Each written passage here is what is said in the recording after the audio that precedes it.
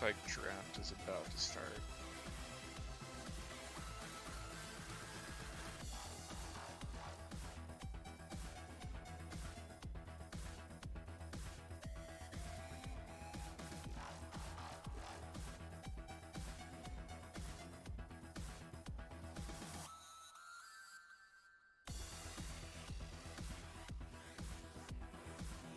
The man, the myth, the legend, Lexus.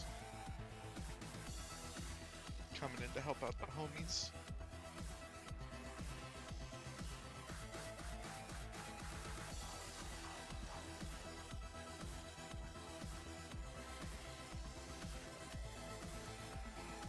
Yeah, no, I appreciate it, man.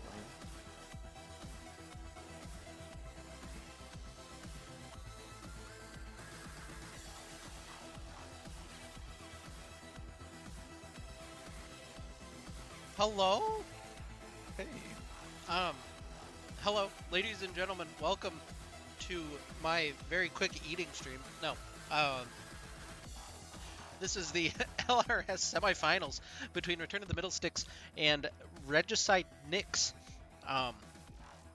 They call us Middlestickers on the stream. That's kind of cute. Did you get the link, Aikedo? Yeah, I'm in Okay. there. I'm Maris. My usual partner in crime, Aikedo, is here. We're going to do some heckin' crimes tonight as we watch this best of 5 semifinal to decide who's going to go to the LRS finals and who has to play in the third place match. Already, the draft fast and furious. Tristana, Alistar, Seraphine, Hecarim, Syndra, and Thresh not going to be played, and Rel is the first pick for Dyslexic. Yeah, no, the return to last week where our team going with that blue one first pick Rel was pretty effective last week. So, I like to see the return to that, and, this is a very big series. And then already the Udyr walked in, a champion that was notably absent from last week's. So, nice to see him come around, because still pretty strong champion, right? Yeah.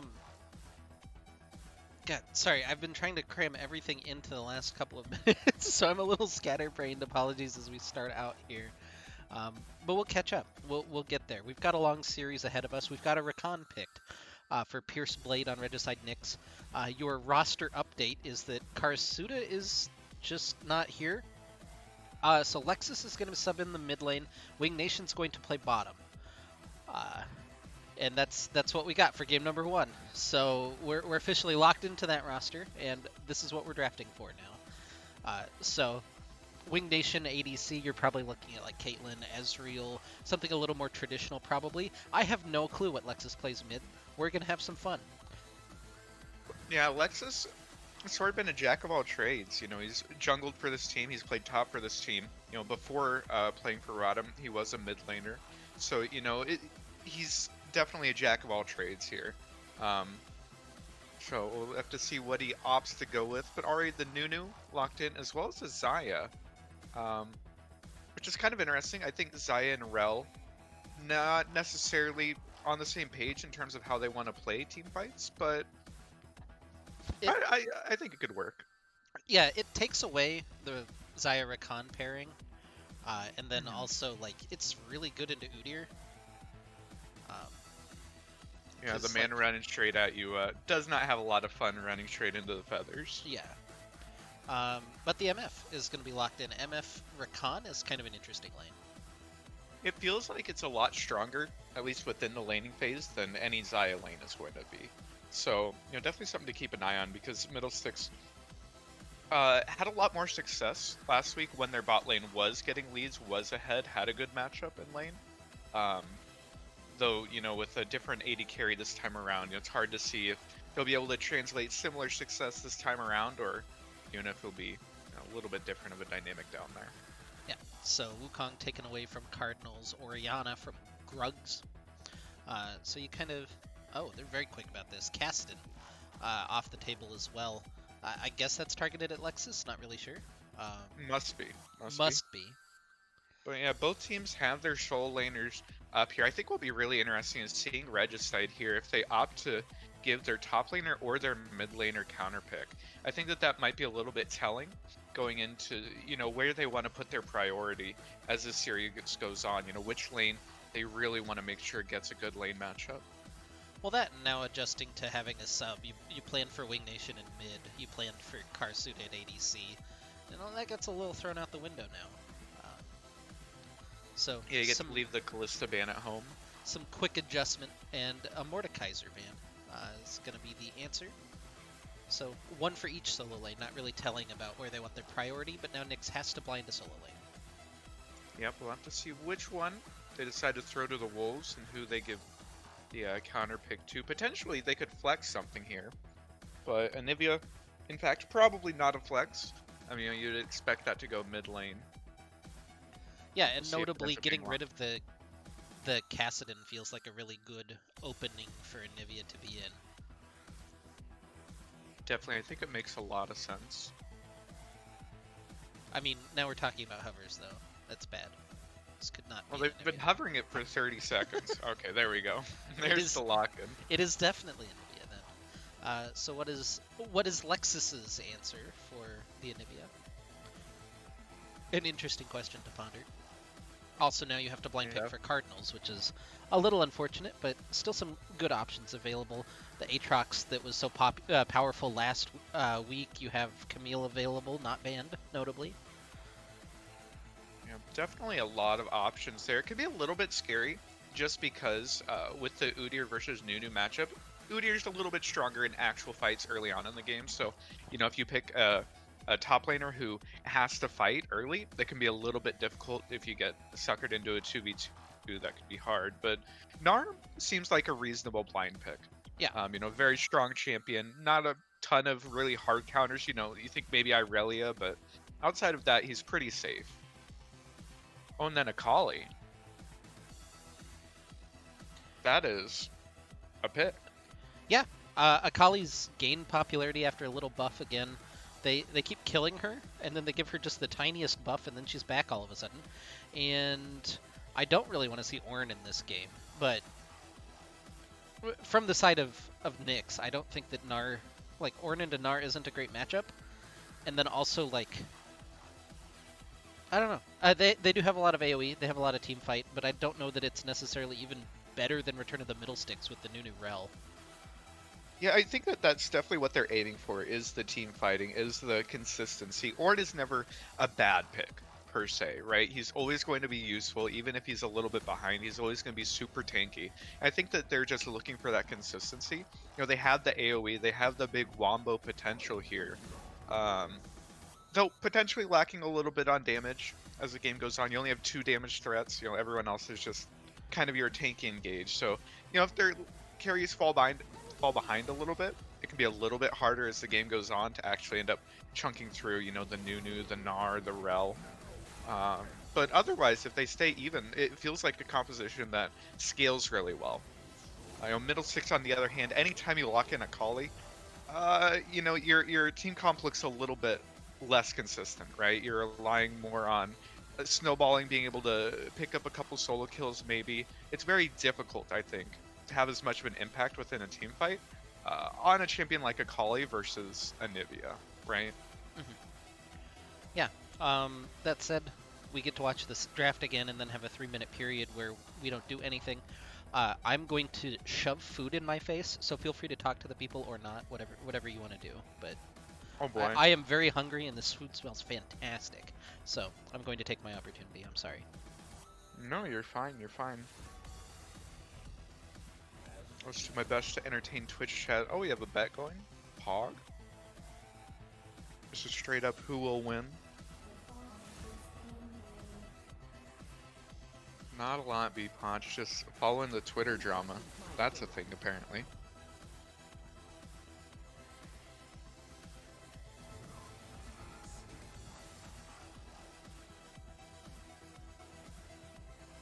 Oh no, Legends Esport is betting on Regicide? That's fucked up. Showing their favoritism?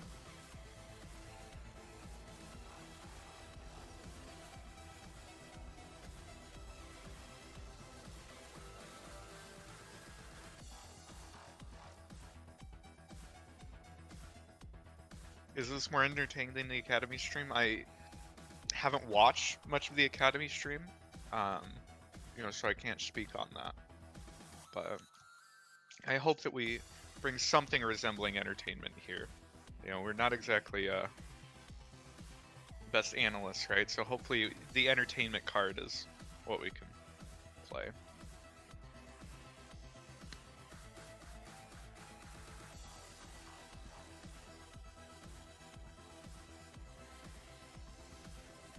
Wait, mods can bet? That's not fair. They can control it. Mods can scam it though. What the fuck? That's cheating.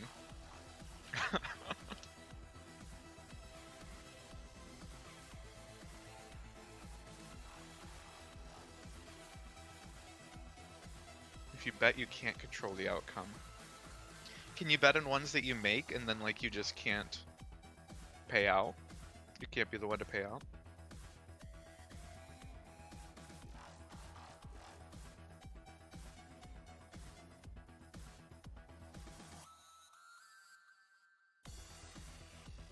That is a really cool change though.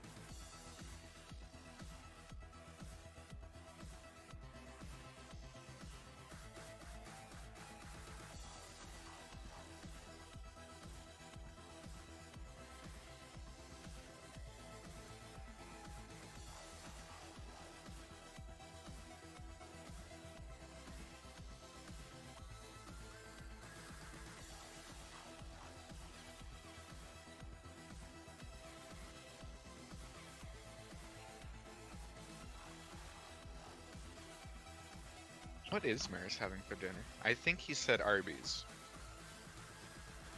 I think that they stalled him out. They took a long time finishing his order, which is why we were a little late starting up.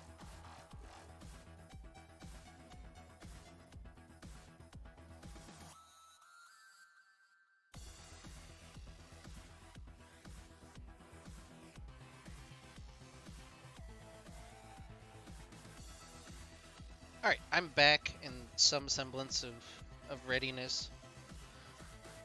I had We missed you. I had Arby's chicken tenders, Yeah. as one Where, does. where do the Arby's chicken tenders rank on the chicken tender tier list? Um, so they're honestly like one of the best fast food places. Um, like traditional fast food places. Okay. That isn't like known for their chicken. Um, but like most chicken places are better. Like Popeyes is better. Like Cane's is better. Zaxby's is better. Okay. But they're like significantly better than like Burger King or McDonald's. Wendy's Gotcha. spicy chicken it has its own tier. Like it hits different. I don't know. Oh no, okay. I thought the patch might have black screened me again. We're actually good. Excellent. The one thing I hadn't checked on the new patch. Oh, if it had reset everything again? Yeah, it was black for a significantly longer time than I was comfortable with, but we end this. Good to hear. Canada doesn't have spicy chicken nuggets or. Oh my god. That's not enough to move away from Canada because you got so much else going for you, but like Wendy's spicy chicken just hits different. But what also is going to hit different? You like that segue? What also is going to hit different is this LRS semifinal. Here on our stream, we have Return of the Middlesticks versus Regicide Knicks. On the other stream, you can catch the other stream, the Legends Esports GG stream. You can catch the other semifinal between Rising Tide Tsunami and RAR Platinum. That game is just getting underway as well. But let's see what we've got in store tonight. I'm pretty excited. I have been kind of looking forward to this all week, not gonna lie. Also, shout out to Lexus, who turned in his stream points for a cast of a GRLCS game that we'll get to soon. I have it recorded, so maybe this weekend sometime. I don't know. Okay. But let's Yeah, we'll see how many games do we have to do tonight, and if we need a recovery period or not. yeah. Um, yeah, we're waiting for the game to load. This is always the awkward moment. Did yours not load it? No, I am just sitting at 0. Oh, I am at 25 seconds. So Oh, yeah, let my me just characters back the did not fuck up. load in. Okay, well, let me go ahead and back out really quick. Uh-huh. No worries. And I'm waiting at 0-0 for you. okay, I'm gonna have to just spec off of somebody. I'm pretty sure. Hopefully this works. See, we thought that the new patch wouldn't screw us over, but that I've was never too had it wishful. just not load me into the game before. Like,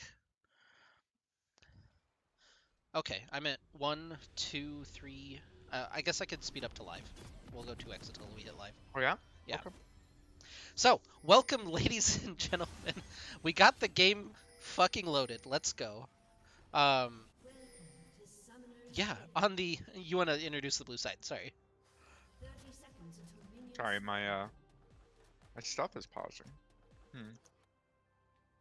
Sorry, I'm having trouble. Okay, blue side, yeah. We've Return of the Middlesticks, Cardinals 29 top lane on the Gnar, Hulk in the jungle on the Nunu, 2004 Lexus GX 470 on the Akali in the mid lane, and then Wing Nation, sub down to the 80 carry on the Zaya with Dyslexic on the Rel.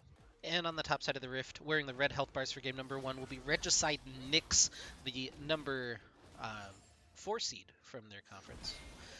Mr. Raven Cat in the top lane on Ornn, Danny the Ninja in the jungle on Udyr, Gruggs in the mid lane playing Anivia, and Fly Lee Song and Pierce Blade in the bottom lane playing Misfortune and Rakan. I have caught up to live now, so I'm at 203, 204, 205. Yeah, so we're just about, yeah. All Mine right. was, when it got to live, it like would pause for a second. It was worrying me a little bit, but we're good now. All right. Well, we've missed some of the nuance of the early game, but mostly that's just Udyr slapped a red buff and then went to Krugs, and Nunu slapped a red buff and then went to Krugs, and a little bit of trading in mid and bottom. Yeah, nothing too spicy yet. Both teams just did the fan at the very beginning, and then just full clearing junglers, which you would think should benefit Udyr. Udyr, funnily enough, clears significantly faster than Nunu. You know, Nunu sort of has the onus on him to make something happen, and actually ends up walking over a ward there as he wards the river. So 100% on vision. Regicide knows exactly where he's at, exactly where he's going, so wouldn't expect him to be able to get too much accomplished for the next couple minutes. Gruggs has been doing a really good job so far poking with his Q, just being able to bully Lexus a little bit, get him a little like uncomfortably low on health, and even there, you know, holding on to the Q, getting the detonation after the shuriken flip. It hasn't really resulted in a whole lot, but I like the way that he's controlling the lane here early.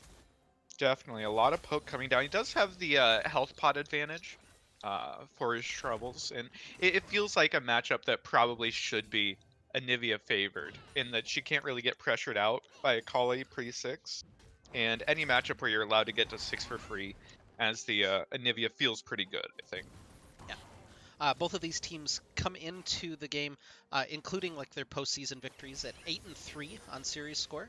Ooh, good snare there from Wing Nation as they're getting a little bit of pressure in the bottom lane. But Pierce Blade is on the roam. He's the level 2 Rakan, and he and Gruggs are going to slide down into that enemy red side jungle, grab some vision, grab that Scuttle Crab, and now even hit the Scryer plant so that, you know, everybody kind of aware of what's happening over on that side.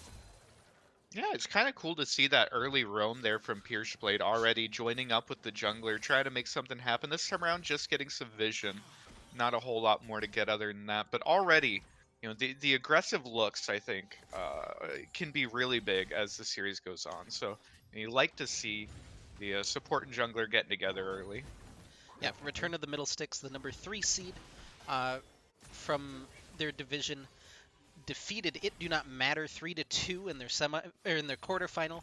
Regicide Knicks, the number 4 seed, with the big upset over PvE Esports uh, in their game last week, and looking to continue getting some more upsets. Mr. Ravencat, though, in a little bit of trouble, has to flash away in the top lane, so Hulk putting some pressure on early. And you like to see that, especially in a matchup like this where Nar should have the pressure early. So burning Orin's flash just makes it that much harder for him to actually end up laning. And the Gnar you'd expect to have to pressure his lead just a little bit in the early to mid game, just because once you start hitting late game, you're not going to be as useful as Ornn. It's just impossible to be as useful as Ornn. So you have to pressure your lead while you can.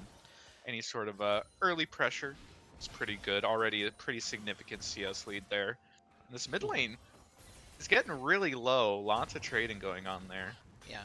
A lot of discussion about some of these top laners' keystone runes. I actually think the more interesting one is opting for Grasp on Ornn into the Gnar. Doesn't feel like you get a whole lot of use out of that. I would have liked to see like a Summoner's Spellbook. I could even see an argument for Aftershock, not like a great one. But Wing Nation Oh, has to flash away from the knockup Pierce Blade, getting stunned up by the tether, but in comes Danny the Ninja. Wing still holding on, but can't for much longer. First Blood goes to Mr. Lee, or Fly Lee Song, but in comes Cardinals, nars him into the wall as he hits level 6. Danny trying to get back away. Good dodge, though, from Lexus as he hits the Shuriken flip. Rakan trying to escape out the other side, but Hulk collapses on him. 2 for 1 for Return of the Middlesticks in the bot lane, but First Blood does go to Regicide. yeah, and the big thing there was that our team had both of their teleports available, both of their soul laners going down there to help out with that play, whereas Grugs had already used his to get back into lane. As our team gets the early lead out of that play that otherwise should have gone in Regicide's favor, even picking up the dragon here for our team. Feels pretty good. If you're the team with the Udyr and you don't get the early dragons, it feels not great. It feels like you're missing out on a lot of your champion's power. Yeah, and it's not even giving up like a significant teleport advantage because Grugs had used his to go back to mid lane. You can see it's, very slightly ahead, but I don't know that you're flying in with an. Oh, that would have been Oh, super annoying wow. had he hit that. But, um, yeah, you're not going to get a huge advantage off of 15 seconds on your Anivia's teleport. Maybe I'm Yeah, wrong. I Maybe think it'll come to happen, but yeah. I think the biggest loss is that Anivia was able to crash a couple waves there mid lane. So Lexus did end up missing out on some XP, on some gold, and didn't end up getting any kill participation for his teleport. Um, so it doesn't feel the greatest in the world for him, but otherwise it feels like it very much went in favor of our team. Yeah, we will have to also keep an eye on the bottom lane where Misfortune picked up a kill, Winged with the 2 assists, so just a little bit behind in gold there. And, First Blood does count for quite a bit. Let's actually check. Yeah, it's about a 200 gold advantage. I guess it's not super significant for their items, but something to keep an eye on if Lee Song can continue to uh, stack that one up. And definitely. Lee Song, unfortunately, not playing Lee Song. I think that's a bit of a disappointment. I think we were expecting the Blind Monk to come out. Unfortunately, just a misnomer this time around. Yeah, Grugs is really low on mana here in the mid lane. I don't know that they'll be able to take advantage of that, but he's going to have to grab another recall if he wants some of that wave control back. Nar just used on cooldown up in the top lane, trading back. Cardinal's doing pretty well on this extended auto We attack missed trade, but now has Boomerang. to hop away from the Searing Charge. Ornal coming out. Hammer Boy bouncy time is flashed away from by Cardinals. He knows the value of some of those passive procs, and Danny the Ninja hanging around as well. It was really well played there by Raven Cat, pressuring out the flash from Cardinals. Cardinals just a little bit too far forward, not respecting the brittle procs there from Ornn, and Yeah, but in comes Nunu. Hulk into the top lane, Searing Charge already used. He tries to use the Bellows Breath to negate some of that CC, but he's just left for dead. Cardinals takes that kill, and Danny swings by as he was busy doing the Rift Herald at the time and has to retreat as well. So a good, more pressure from Hulk as he capitalizes on a flash that he blew earlier. Yeah, second time that he's gone up there, second time he's been rewarded. So really well played there by Hulk. And again, we sort of highlighted Nunu doesn't farm as quickly as Udyr. Has a little bit of trouble as the game goes on. Shuriken Ooh, flip from Lexus, but the point blank Q going to help equalize. Taken down by the Icicle Spear from Grug's, a little over aggression. Flash over the wall though. Excuse me. Hulk continuing to try to get onto him with some of these snowballs. Does he actually have the damage with the absolute zero? Has to be careful not to get baited by the egg, but he does get the Ignivia passive out. yeah, but unfortunately, trading your flash, your ultimate, and your mid laner just for the Nivea passive doesn't feel great. Lexus had just gone in a little bit too early, took a little bit too much damage with the Nivea buffs that she'd received. I suppose a couple months ago now. She's significantly stronger in the early game. Those empowered E's just do so much damage. Lexus there just not quite respecting it. Yeah, so as big as this top gap that's been opened up for Cardinals, we're starting to see one form maybe a little bit in the mid lane to try to counter. And so far, a very even game. 300 gold between the two teams. Just the one kill, the one dragon, and now a minute. It's so annoying that Rakan has the auto range over that wall. Anyway, 120 left on the Ocean Dragon spawn that should be point of contact for the two teams, and Mr. Ravencat is just continuing to auto some of these minions. Cardinals just kiting him down and gets the solo kill in top lane. Yeah, perhaps a little bit of overconfidence after the last play, but the Ornalt was still on cooldown. And he just sort of stood there tanking the Gnar out. His mini Gnar does quite a bit of damage, and if you're not trading any back, then he will absolutely come out on top every time. Well played there by Cardinals. And it's good to see that lead not just be a CS lead, of which, you know, he already is pretty massively far ahead, but picking up the solo kill is sort of how you snowball that lead. And you really like to see it, especially right before this dragon.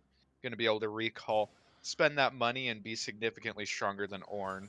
Yeah, and should have that teleport available relatively around that time. I don't know the exact timer, but Oh, in Dyslexic is comes in the links Dyslexic here. looking for it in mid. Grug's going to get knocked around by that Magnet Storm. The CC from Hulk coming back through, and they'll finish off that kill. Now continuing to turn on to Danny the Ninja. Absolute Zero coming through, interrupted by Pierce Blade as he dashes back out with the Battle Dance. Extra tower shot, though, from Lexus means that they can't really continue to look for the pressure, but they grab the one kill in the mid lane right before that dragon spawns, and down will go ROTM looking for the Ocean Drake. Yeah, and that's the most important thing, not just the kill, but that it continues your snowball on these dragons. And it's sort of continuing what we had seen last week was that ROTM did a really good job of finding picks right before the dragon spawn, getting them free objectives, and continuing that, especially against the team with the Udyr, just feels really good. Gives you another win condition here. Yeah, giving up a little bit of farm top lane right now, but they'll feel okay with that trade, I'm sure. Is Hulk going to take a little chunk? He's got to be a little bit careful. Has just the no magic mantle to his name in terms of magic resist, and a pause. So we'll be right back on that transition screen. Looks like Danny the Ninja, the one having a little bit of trouble. Hopefully he can get his lag sorted relatively quickly. Um, but in terms of general game state, uh, two dragons, 3 kills in the advantage for RTM. They're sitting pretty decent early on here. Definitely. Gold lead is still very close. But anytime that you're picking up those early dragons, and picking up the early kills, it feels really good. And I think that the lanes where they need to be picking up an advantage, especially at top side of the map, feels like they're doing that. Mid's a little bit rough right now, but overall, feeling pretty good about where they're at. Yeah, and even a couple of those first completed items coming through should be in vision. Yeah, I'm not giving away anything. So the Stride Breaker for Cardinals, you have the Essence Reaver for Wing Nation. So sitting on some decent power spikes early, and you see none of that matched at the moment for Regicide. But yeah, let's take a step back from some of these specifics that you can't actually look at right now that we can look at on our screen and talk just a little more generally. So, game one of a best of five. We've seen the two teams play.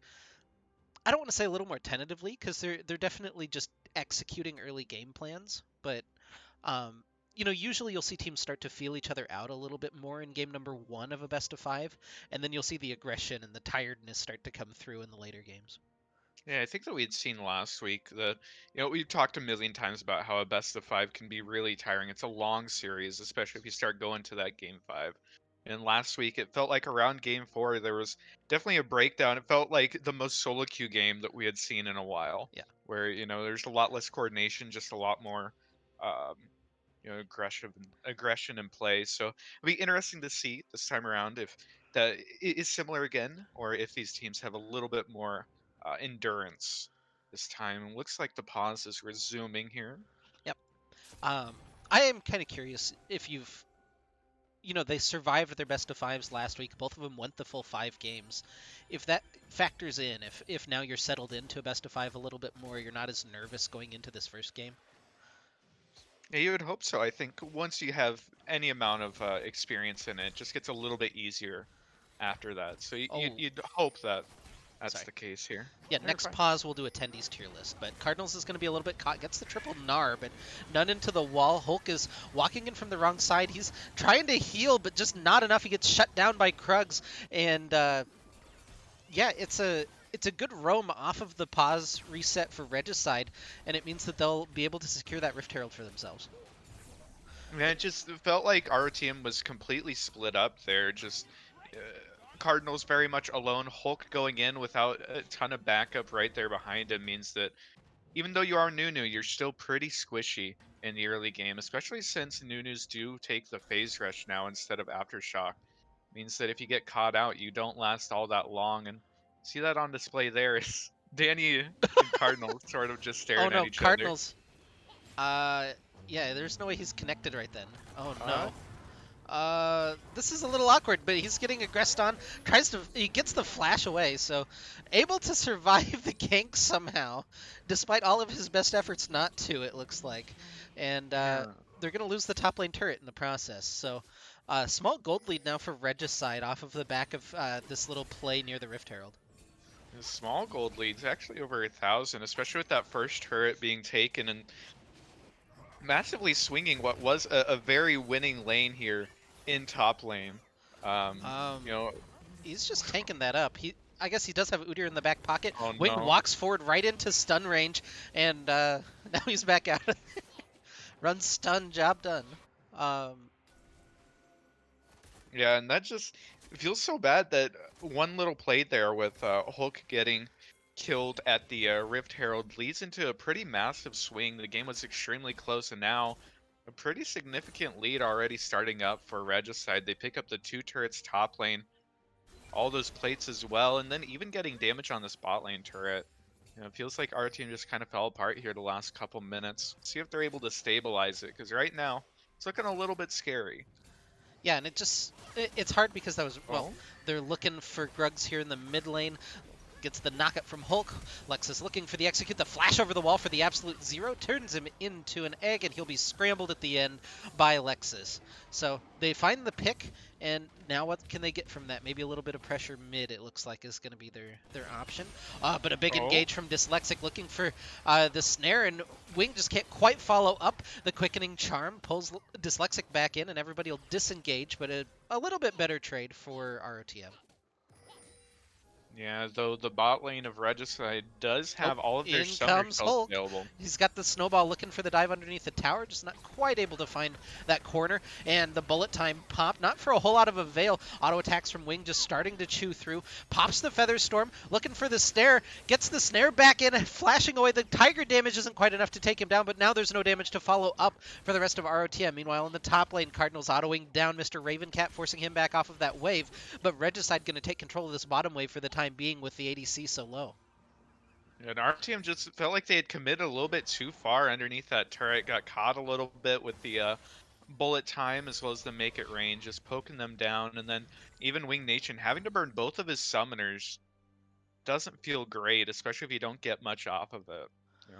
Luckily, though, able to make out with his life, which is the ultimate goal. But uh, Yeah, I think yeah, part of what you're seeing is just the almost rustiness, or I don't want to say unfamiliarity because I know he plays a lot of AD carry, but um, just has not played it in a competitive game and has been punished twice now for just going a little too far forward where normally you wouldn't be. yeah, and definitely what it feels like. Been playing a few too many of the mid laners that are allowed to, occasionally walk into range of other champions without getting one shot. As an AD carry, not the case. Yeah, Oh, 12 seconds. Ooh. That was a nifty little oh, move. Didn't get the knockup, but he does steal the blast cone. And our team setting up on the midward side of the dragon, looking maybe for this engage, although Hulk needs to try to get out of vision. Mr. Ravencat is zoning really nicely here at the front, but the battle line's very clearly drawn here. Lexus needs to find maybe a little clever flank into the back line. You don't want to head first as a collie back into this team. Bullet time isn't up importantly, so this could be a good moment for RTM to strike, and in comes Dyslexic, gets the stun. Gruggs is already down, the Gnar into the wall, only finds one. This Absolute Zero on the other side just zoning out the rest of the fight, and Danny the Ninja going to fall, but 2 picks for ROTM. Oh, Lexus getting a little aggressive, able to dodge out of the knockup from Rakan, but nothing else happening on that side, but it'll be the 3rd dragon of the game going to ROTM here at 17 minutes.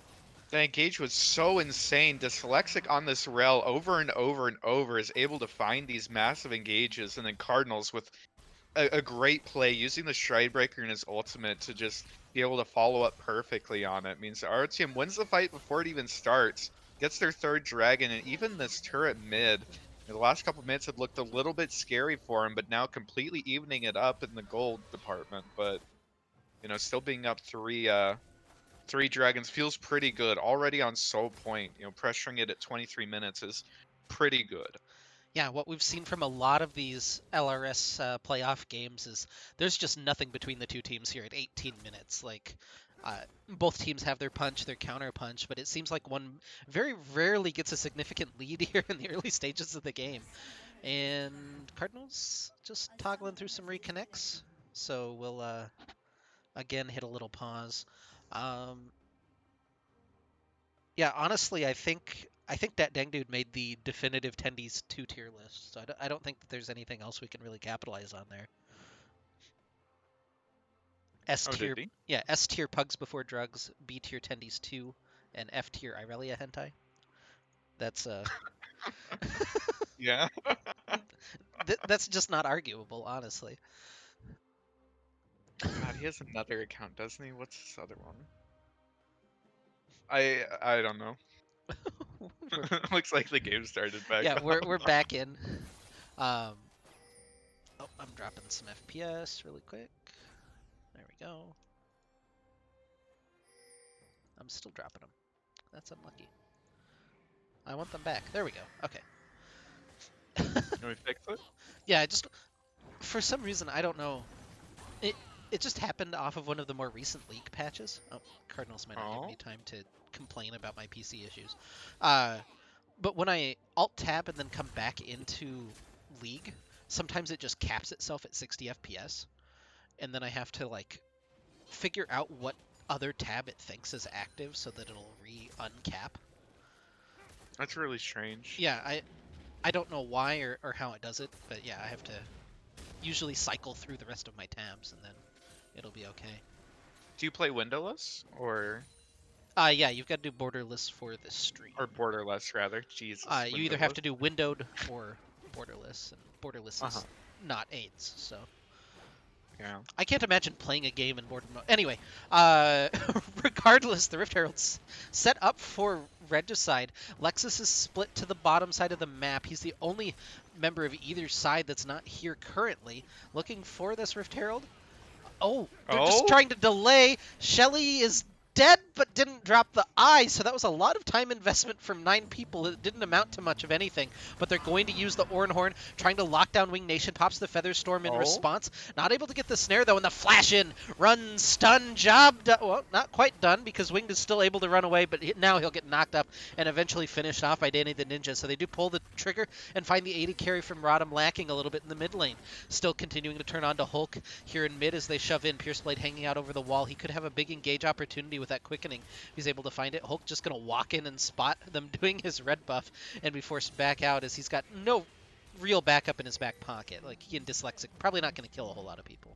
And our team still isn't in a position to actually defend this. Nara's top lane. Yeah, Hulk is just caught right now. He tries to use the Absolute Zero for the shield, but immediately falls to Mr. Ravencat. And Regicide continues to push in. Lexus is finally able to rejoin, but just now Cardinals is backing, and they lose a second turret in mid. They just need to stop pausing, because right off of the pause, they just can't quite, That's their plan time. Yeah. Regicide taking full advantage.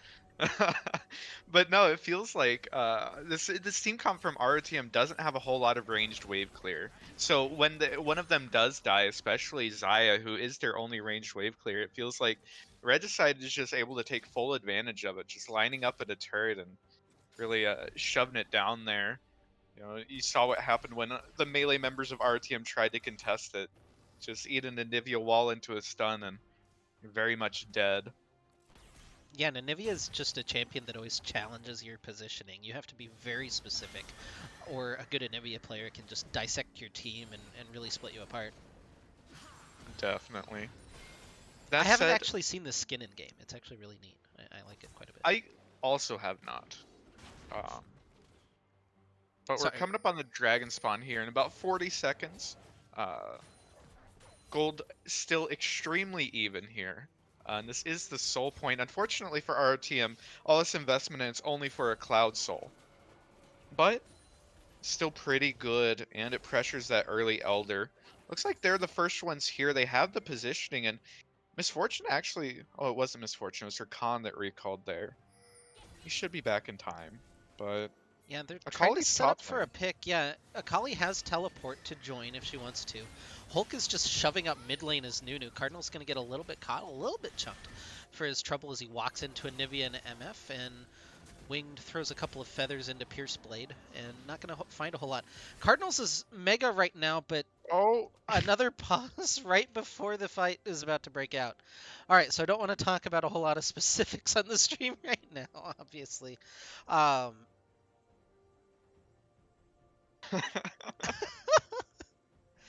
yeah, right at the pivotal moment, gets paused there. Yeah. I guess we'll see what happens right off of this pause is going to determine a lot because there's two ways this can go, and one of them is very bloody very quickly. Um, Nonetheless, we have a pause. So, While we're pausing, let me look at Akali builds because this Akali build that I'm seeing yeah, looks really it's a interesting. little wild. Yeah. Um, Is that the new build? I have never seen Titanic Hydra on Riftmaker Akali. Titanic. I don't know. I know that Titanic Hydra is really popular on a lot of champions. I didn't know Akali was one of them, but Uh-huh. yeah. Uh, Um, all right, it has been Tendy's built on this patch 46 times okay. in Plat Plus. It has a 47% win rate. So, X-Craze it's says it's not, the build though. I trust is it? X-Craze. Yeah. I believe it. It's just something I hadn't seen before. Um, Tendy's tier. Do you have a chicken tendy preference? A chicken tendy Yeah, preference? Not I particularly. don't know that I trust you. You don't like sauces, right? So yours would just be Not on the too chicken. crazy though. It's usually just the chicken, maybe some barbecue sauce. But otherwise, dry. So, it might be a different list than other people might um come at it from. I think the only chicken hot take I have is that Chick-fil-A, not that great. It's fine. It's whatever. Yeah, I honestly agree with that. It's not great. Um, all right. Well, S tier for me is Raisin Cane's. That's my favorite Uh-huh. place. Go I there think I've for some had it chicken. exactly once, so it's okay. Um, I don't know that that's necessarily based on the tendies though. I just really like their toast and their sauce. But like, we'll still give them we'll give them the S. Right below that though, we're gonna put like Zaxby's and what's the Slim Chickens is the other one we have here. Those two are very good. And then you got Popeyes, probably right there, probably the same tier. And then like right below that one, you're gonna put like Arby's. You got Wendy's. You got that might be it. And then like F tier is gonna be McDonald. See, I feel like McDonald's premium tenders are fine. Like I feel like they're Ah, pretty good. Like I could eat them. ev- Like every time I've gotten their premium tenders, they've been just ass. They've been dried out. They've been gross. really. Maybe I've been missing the tender experience, but like, See, I worked there for long enough that when I got them, I could make sure that they hadn't been sitting there for oh 3 hours. yeah, So maybe that's the deciding factor in it. I'm not sure if I missed like a good chicken place. I'm trying to think. Chick-fil-A's probably like below the Popeyes tier. Like probably right there with Wendy's if I had to. Or no, Wendy's is up. Yeah, it's not great. So is Wendy's based just off of their chicken nuggets? Is Yeah, that yeah, they don't have tenders. do you kn- so then I feel like they can't be on a tenders list. I feel like chicken That's nuggets and fair. chicken tenders are Yeah. very different. But yeah, I'd put like Chick-fil-A and Dairy Queen together. Like those are both like passable chicken tenders. I haven't had Dairy Queen chicken tenders in years, but Sonic chicken tenders I feel like are pretty meh. So I'll Yeah, try and equate that. I feel like they're I, yeah. I'd even put them a step like I don't know. I've had for some reason just the smell of Sonic. It's got this like sickly sweet smell to it, and I don't know. I think it's the onion ring batter or like something to do with their shakes because it's just like really saccharines. Like the only word In that the I have like meantime, though, yeah, our they're pause is restarting. up, Yeah. Um, and we're kind of we're still just chilling. Nar's mega, but he didn't have vision in that bush. Now he spots them. probably They're told going to use you. the Ornhorn. They go in for a huge engage with the Rel. Nar into the wall, but the bullet time is ripping through on the other side. They've traded 1-for-1, but Winged is still alive on the backside. The wall separates the fight for the time being. Lexus hits the shuriken flip onto Lee Song, maybe looking for that dive into the backline, but the Dragon is just going to be taken. Hulk still looking for the engagement, gets stunned up by Gruggs immediately. Oh, The Gale Force forward from Lee Song, not quite enough damage there. I'm lagging just a bit. Now we're finally fine. But ROTM able to take the team fight 2-for-1 and then take the Cloud Soul, although they have to be a little bit careful. Lee Song's still looking very aggressive. Lexus says, you can't do that against a Kali. What are you thinking? Flash away from Lee Song, but it's not going to be enough as the Shuriken Strike finds the kill for Lexus. and once again, such a massive engage there from Dyslexic, followed up again perfectly by Cardinals. They have obviously played these champions quite a bit and just are so massive winning these fights right away, not even giving Regicide a chance to fight back in. And our team's just starting up the Baron.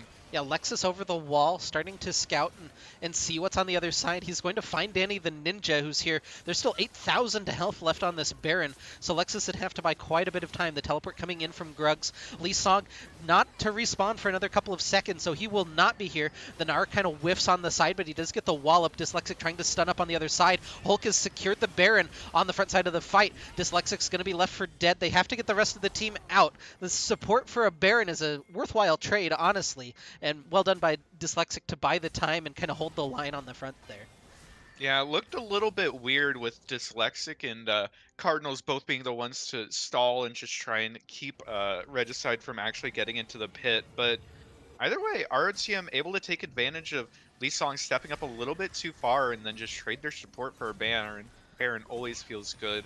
Regicide, though, trying to take advantage Oh, the of stun lands onto Wing Nation. He's down. wow. He's shut down by Lee Song. Mr. Raven Cat still continuing to auto away, but there's just no damage left to try to turn this. Lexus is onto the backline. He's assassinated the Misfortune, but now stuck in the Zanyas on top of the Anivia damage. Ooh. He's going to be able to finish that one off. He's got a double kill. They're looking still to turn this. Hulk just getting some distance. Dyslexic able to join as well, but the wall zoning everybody off. The stun inside of the Glacial Storm. They'll get another stun down onto Mr. Raven Cat and continue just beating on him for the time being, but the retreat from Regicide is not going to cost any more lives, and Wing Nation falling at the start of that fight was huge. You can see just how much damage he's responsible for in these fights.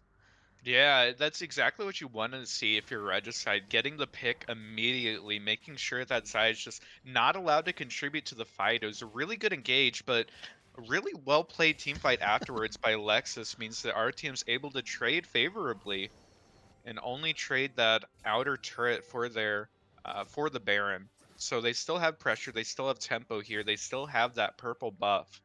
So we'll see how much they're able to get off of it. Looks like they're setting up for a 1-3-1, which I think makes a lot of sense. You don't have teleport on your Akali, so Yeah, potentially a little bit Cardinals. scary. There's a lot of engage on the side of Regicide. Yeah, Cardinals doing a little bit of bullying onto Mr. Raven Cat, but now with that third mail completed, gets a little bit more difficult to tank through that. Uh, Nar, not exactly a champion that has lifesteal in his kit, so you have to rely on the healing from going Mega every once in a while. Oh, gets the Yeah. Gnar into the wall, but here comes Danny the Ninja looking for the collapse. The hop away might open up the rest of the map for ROTM as the Oranhorn just a little bit wide there from Mr. Ravencat. But really tough to push into the Anivia, but it does open up the top lane for Lexus. Yeah, no, Lexus just completely unmatched here. He's going to be able to get that. And now that there are people going up there, RTM rotating all their homies bot lane. It's a 4 versus 3. So they should be able to get this turret as well. Just splitting up Regicide really Oh, well Hulk here. looking Hulk for the engage, just trying to get forward. They do grab the turret on the back of that. got the Absolute root. Zero into the Oh, snare from Dyslexic. They're just autoing through. It's 1-for-1. Winged accidentally autos a minion in the middle of all of this, but he's slowly burning them down. Meanwhile, Lexus has just gotten a solo kill on the top side. It's a triple kill for Cardinals and ROTM running over the past couple of minutes. yeah, so massive there. What a great route there by Hulk, able to just lock up the Anivia and set up Dyslexic. And Lexus all alone on the other side of the map, able to pick up the solo kill, means that we're going to be seeing at least 2 inhibitors. Oh, maybe they're looking for the end, actually. Yeah, They they're have continuing 15 to pressure seconds. in snare from Winged. Not going to be able to be followed up on immediately, but should definitely be Yeah, double inhibitors. And then I think perhaps they a need to little get bit out. better. With the Elder spawning in just a hair over a minute here, if they did end up getting aced, it could mean that they lose the Elder as well. So not wanting to risk that, playing a little bit safer, taking the 2 inhibitors, and then setting up for this Elder, I think is the correct play. So well played there by our team to not try and overextend and coin flip the game when they're now resoundingly ahead, 4,000 gold in the lead. They have the soul, and they're going to have priority to getting at this Dragon. So definitely in a good position here. Regicide, though, still has massive team fight potential. This Anivia is very strong. This Misfortune, if she's able to combo the bullet time, can do a ton of damage. So there's still some play here for Regicide. They just have to look for that engage, look for that wombo, and Yeah, don't group up for the rel engage. yeah. Plus she's got the Typhoon in the inventory. Yeah, is that what it's called? Yeah, I just hovered over it. I I'm gonna be honest. was going to be impressed. Yeah, I don't know what any Oh, of the other ones Grug are is called. so far Lexus is forward. just looking for Grugs. Yeah, he cannot be there, and he's taken down. Lexus is Oh godlike. no. The teleport in, as Lexus is just going to fly onto Misfortune on the back line. They're still continuing to pick this fight. The Gnar forward from Cardinals. He's trying to get in range of Lee Song, but the MF is still healthy in the back line. Winged, though, just starting to burn through some of these tanks. They're resetting the fight now. They'll take the rest of them down. It's the Bud Light ace for ROTM, and they'll teleport into top lane, and they'll end game number 1. Should be able to just pick that up, and that was just Grugs being a little bit too far forward without the backup, and that Anivia, especially without Flash, just goes down so quickly. And ROTM, it looked a little bit shaky there in the mid game for a couple minutes, but just so many massive engages around that Dragon Pit get them the lead that they need, and that's going to be game 1 going in their favor. Yeah, Whew. so an early 1-0 lead, the opposite of last week for ROTM. Even with the sub in mid lane and Winged in the off roll, they got to be feeling pretty good right now going into game 2. What are you looking to change if you're Regicide? It depends. I think that I, I I think having maybe one more damage threat within their team comp might have mattered. Or making sure that your top lane, if you are giving them counter pick, putting them into the weak side matchup up there doesn't feel great. If you're just locking in Ornn, why not just lock in Ornn and give your mid laner counter pick instead? It feels like they didn't really take advantage of that, and it kind of led to the top side of the map just snowballing out of control. That Yeah, and probably ban Rel, right? yeah, that doesn't sound terrible. Um, yeah, anyway, we're going to take a small break. Apparently they're... Okay, so Regicide is looking for an E-sub for their jungler due to all the lag problems. Oh. So, might be Do a we little bit know longer if break right now. Do you know if we have Karasuda coming back in? I don't implicitly know. It looks like he's around. I would assume they're grabbing him for game 2. Okay. I said Alexis was very effective on the Akali that game, doing really good work there as the sub. I like where Wing's priorities are at. He made the lobby, and the first two people he invited were you and me. I like that he invited me first. We could say that it's because of, alphabetical. Um, but I like to think it's just because he, appreciates me the most. Yeah, that's probably it. Look at the invites. It looks like we will have Karasuda back, so always good to see the full team together. I will go pee real quick. I'll be right back.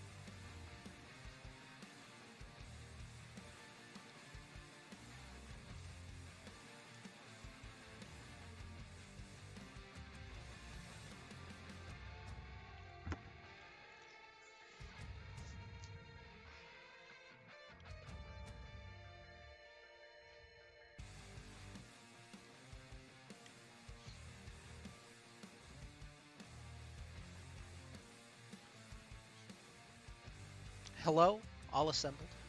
Let me find the full copy pasta, because this cuts it off. Hello, all assembled. Please hear my words.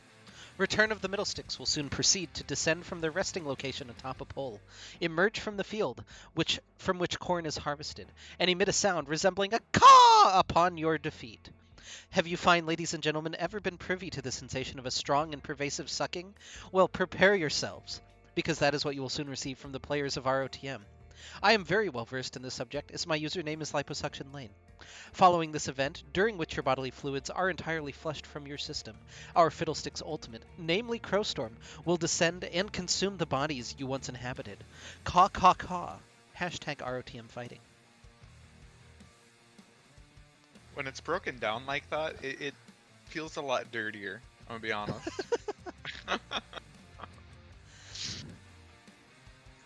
The reference to bodily fluids just feels a little.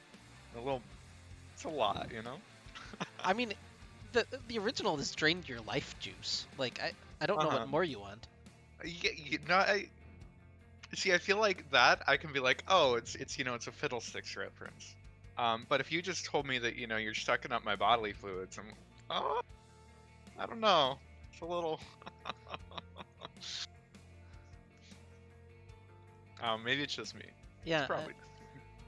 I mean it definitely does. Like a strong and pervasive sucking sounds much different than the slurp of a lifetime. You know. I don't know. Maybe they're actually the same.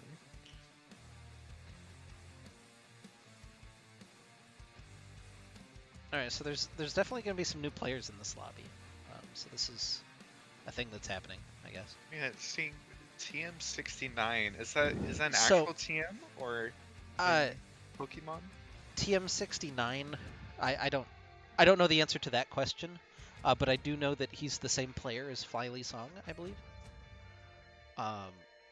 So that's Oh, so I'm looking. Apparently TM69 was not available before Generation 4, but after Generation 4, until Generation 8, it was Rock Polish.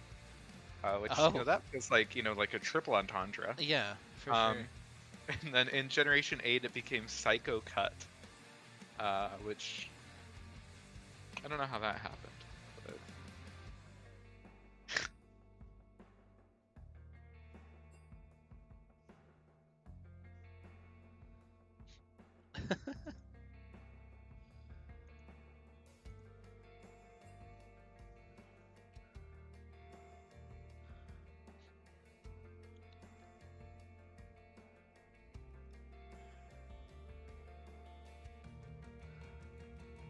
This is kind of weird. So this is the Reckless with Your Heart Champion Select music. Did you hear the 8-bit Reckless with Your Heart? I did. I'm not a huge fan of 8-bit, but it's pretty solid. Yeah, I think if you're into 8-bit, then it's 10 out of 10. Yeah. Oh, here, yeah. I'll share this so you can listen to it. It's just like the instrumental version, essentially. Oh, that's kind of weird. It lists the artists on the thing, and it's two people I've never heard of who are presumably playing the instruments, and then it just says Andrew Day and Daniel Draco. That's kind of weird. I wonder if it's just like the producers. It's either the producers or the people actually playing the instruments. The actual instrument. Or- Imagine thinking they're actually playing instruments. Come on, they're just in GarageBand. Or is no, Ender doesn't actually do anything. He just sits in the background of the thing. Ender Yeah, literally does nothing. Yeah, he just I looks emo. I was trying to think if he was Alexander Marzagwil, but he's not. He's Chrissy Firesen, I think is his name, or something like that. Yeah. Oh, way to dox him. Holy shit. He doxes himself every cast, you know. Yeah, okay. They introduce themselves with their first and last name. You can't.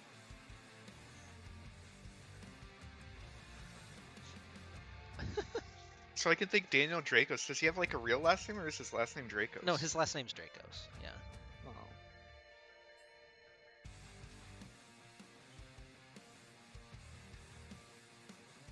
It always surprises me when people have their username as like part of their real name.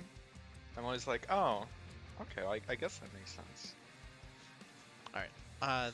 They're losing a ban for using an e-sub. That's not a very bad punishment, but they're gonna ban Timo during the draft. So Is that like a first rotation ban or a second rotation ban? I'm assuming Or it's does it their matter? very first ban. Okay. So yeah, when there's a feel Timo ban like- in here, that's just that's their hand slap, I guess. I feel like losing bans is such a weird thing because it changes the dynamic of the draft so much so that I don't know if it's like actually a bad thing to No, lose bans. so we're playing in a much less competitive league, right? But had Winged sub in for our mid laner, and he was one full tier above our regular mid laner, so we lost our 3 first rotation bans, and that actually just helped us because we got all OP champions that we could play. Like It's an interesting thing. It makes you wonder because there have definitely been times where the other team having no bans, it feels like the onus is on you to ban like everything. Yeah. It's just a weird thing. I wonder if people maybe we should consider just like not banning shit more often. Maybe that's a strat. Yeah. Either way, though, it looks like the ban has started up. Yep. So we're into Champ Select for game number 2. RTM leads 1-0 over Regicide Nyx, and now Nyx has chosen the blue side for game 2, as well as, subbing in players. I don't know. I'm assuming that they're in the correct order. So TM69 is the main account for Fly Lee Song. So those are the same Okay. player when we see that. And then Matsy is an E-sub for their jungler. So Matsy is a new player. TM69 is not a new player, but playing on a new account for some reason. Interesting. I have missed the nuance of this discussion, but Well, the Lee Song account was like level 42, so yeah, it probably makes sense. I don't know why he was playing on it for a game in the first place. I don't. But, I don't make these decisions. I don't either. I'm just informing the people about the decisions that have been made at one point. Either way, though, looking at this draft, the Rel ban I think makes a lot of sense. I've just seen it so often. Dyslexic be massive. It's actually 3 support bans there from the side of Regicide. Definitely targeting Dyslexic here. Trying to get him on something perhaps a little bit less comfort. But I think it makes a lot of sense. He wanted to use the Lee Song account for skin. He asked Radom and Legends management if they minded. He wanted to play Star Guardian MF that badly, I guess. Well, absolutely. I mean, Who wouldn't? But first pick is going to be Lilia for Matsy on Regicide. pretty good champion. You like to see it. Oh, and the Oh, the Callista Callista, insta-lock. yeah. We know Karasuda's back because we see that get locked in. And the Leona as well. That is a very strong, very aggressive bottom lane. Already locked in for our team. Sort of showing their hand a little bit early, but definitely strong comfort picks there. Yeah, now Regicide could potentially answer their bottom lane. I That's think the most Zyra likely thing. Oh, not Zyra Khan, if that hover's correct, but Zyra Khan would make a decent amount of sense, although I would worry very early, because Leona's pretty good into Rakan. So what you Zaya do, doesn't have any escapes. Yeah. but just both start W. You all in at level 1. Try and poke down Leona so she can't all in you at level 2, and the game's over. Because they can't fight you at 6, right? Yeah. Because your ults are better than like Callista's ult. Callista's ult does nothing in the 2v2. Yeah. Either Well, way though, Nautilus Kaisa, pretty strong lane as well. Nautilus giving Kaisa the passive stacks. There's a lot of damage there, and the Wukong that was banned in the first series this time around getting locked in there for Cardinals. yeah. I mean, also still technically a flex, because I know that Hulk plays it. I've seen Winged play it once as well. He'll claim that he can play it mid. I think I've seen Carrie Suda play it too. Yeah, It could true. be. I mean, uh, last split, it was Matt and G2 both played the Senna Wukong lane. Yeah. Used Yeah. Wukong as the farmer with Senna. We could just see the swap. This could be the Callista top. This is a little too crazy. Anyway, the Cho'Gath is going to be banned away from Mr. Ravencat, start to take away some of those tanks, and get a little bit more favorable matchup for Cardinals. Yeah, not super familiar with the Wukong matchup table. So top lane, into tanks, does he like tank matchups or? Yeah, you go Conquer and you just auto him to death. It's great. Honestly, Wukong doesn't have too many bad matchups. Like all things considered, he's a pretty strong champion. He is a monkey. So pretty good then for Cardinals to be able to pick that up here. Had a really strong game on the Gnar in game number 1. So, stepping away from that, going with the Wukong this time. We'll see if he's able to repeat the success he had. And all right, so this is too many bans now for Nyx. So, yeah. Yeah. So which one of those? I guess Udyr is Teemo, which is a no ban. But Udyr isn't Teemo. Yeah, that is technically correct. Okay. That's what they're saying, but it's gonna be Evelynn locked in for Hulk anyway, so not gonna lock in the Udyr. A missed opportunity there, but Evelynn, we saw Hulk pull it out last week and sort of smash the game with it. I think it was 2 weeks ago. It was 2 weeks ago. You're right. So, definitely a comfort pick. Definitely a pick he's very good at. He's not the strongest champ in the world right now, and it doesn't feel like the matchup into Lily is great. But sometimes just going full back to comfort can be really effective, especially in high stakes games. Yeah. So now we're looking for solo laners for Regicide. Counter pick, of course, for Wing Nation, because he's the captain and he gets to decide who gets the counter pick. Kind of weird how that works out. But the Poppy going to be locked in into the Wukong. Which Poppy, one of the stronger early game tanks. So it seems like that'd be a fine matchup, yeah. Yeah, I mean you can prevent the dash. I don't know if it prevents the dash out. Is the weird one, because I think the clone just appears and then you walk out. It's not actually a dash. It is a dash now, right? I don't know if it counts as a dash for Poppy's purposes. Anyway, the Orianna, just a very generic blind pick. They don't have the best combo with Orianna, but still a very strong general mid laner. I think like the highest win percentage mid laner right now in pro play. Yeah, no, Orianna, never bad, right? Literally just never bad. I feel like Wukong's W is a dash. I have to keep an eye on it. I don't think it's technically a dash. Like, I agree with him moving, but I don't think it is coded as a dash. Do you think it's a blink then?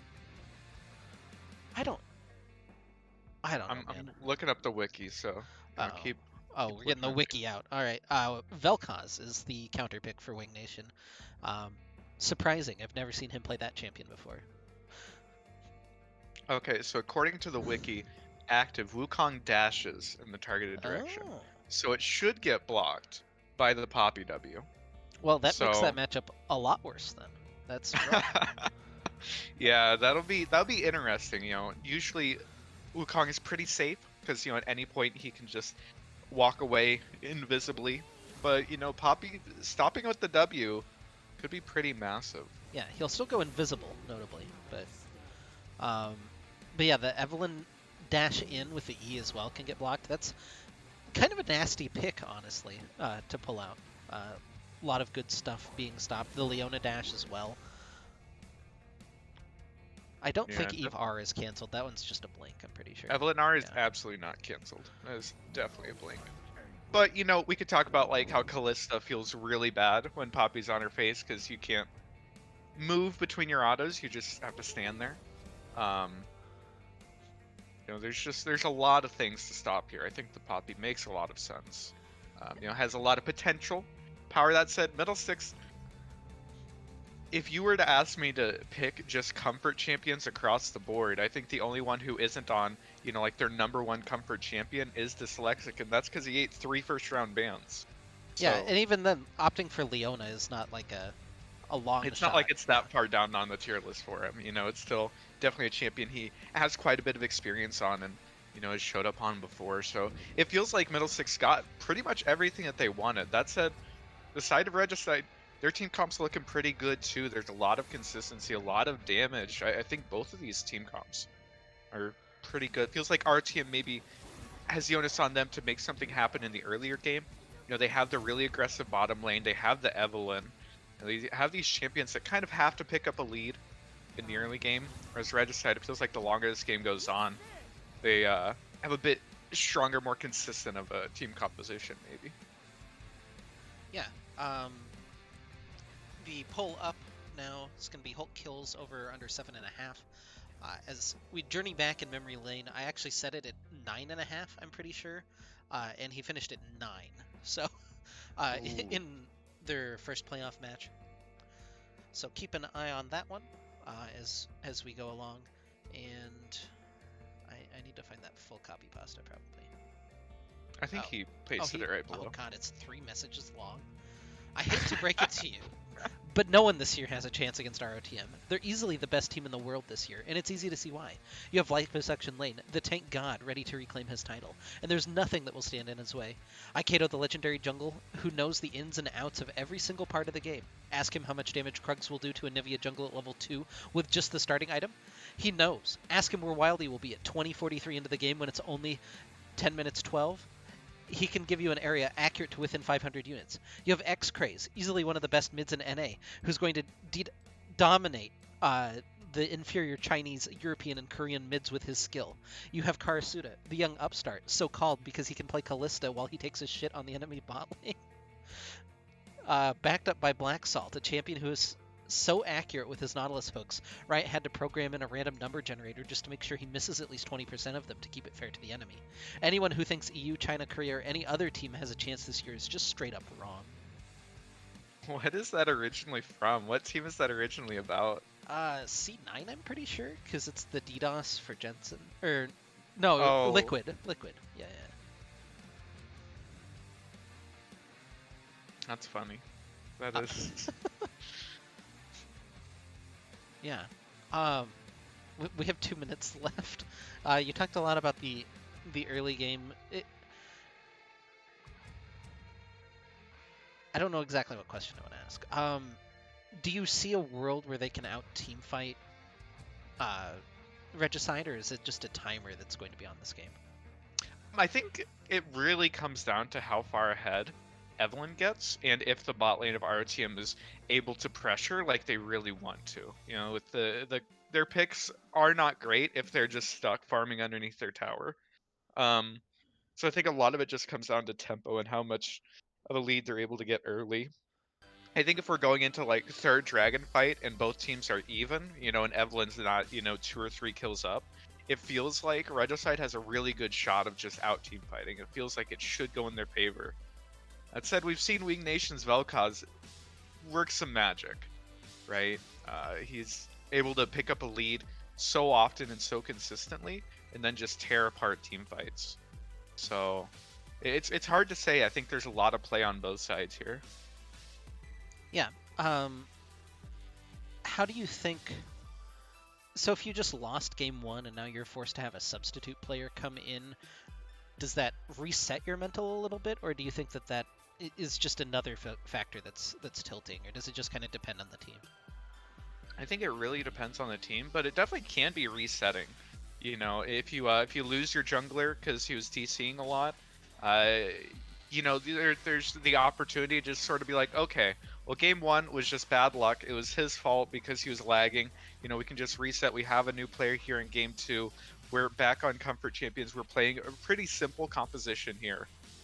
You know, the ease of execution is definitely up there. I think that there's definitely a lot of opportunity for it to be a reset for them. Yeah, well, uh, 13 seconds, we'll get to see that rubber meet the road and see if our team can jump out to a 2-0 advantage or if we've got a level series and a little longer night ahead of us. Just about a minute left on that prediction. Go ahead and get it in if you think Hulk is going to dominate this game and get over 7.5 kills, or if you think he's going to have a little rougher game, go under 7.5. It makes a lot of sense to have him be the target of the bet just because a lot of this game comes down to whether or not Evelyn's going to be able to get a lead. She's sort of the pivotal champion in this. Um, so I think that makes a lot of sense here.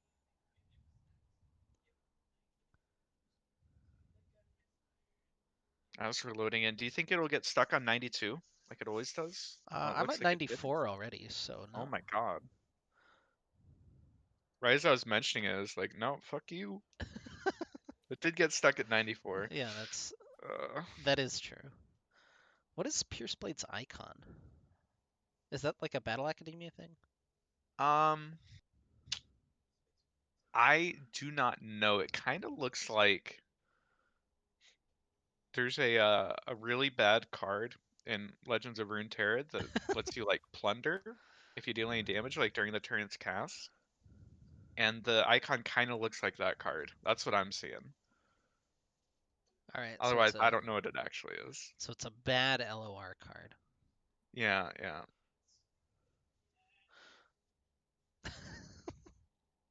You just gotta flame him for picking a bad card. Well, I All mean, right. it's a fun card, right? That's the more important. That's the the better way of looking at it. Which Cloud9 icon is that? Does that say 2017 on it? It's the one that makes his call out every game that he's a super fan of Cloud9. That's it. Oh, I'm pretty Pog. sure why he has it. And is there another reason to have it? uh, probably not. I think I have a TSM one. I Maybe I don't should actually start want to equipping become that. famous. Kind of weird. Um, No? I can't. Oh, I hit add friend rather than ban. That was awkward. All right, now he's gone. All right. Put up the smoke screen. I don't want to get famous. Here, let me add him real quick. On the down low, I do though. All right, welcome in game number 2 on the blue side of the rift. For game number 2, down 1-0, looking to turn around their fortune with their new jungler is going to be Regicide Nyx. And on the top side of the rift, wearing the red health bars, looking to extend their lead out to 2-0 is return of the Middlesticks. Still the 5 points for both sides.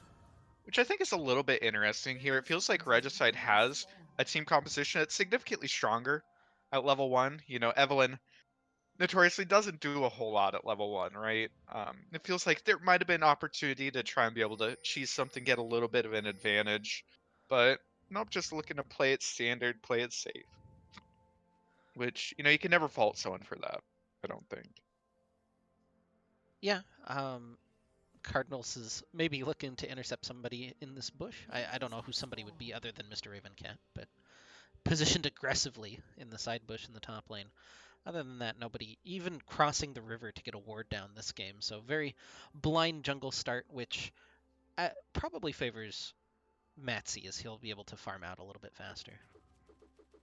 Yeah, I think that both of these champions, at least on their first clear, are probably just looking to clear as efficiently as possible, pick up as many camps as possible. Um, and you would think that it'd be Lilia who clears a little bit faster.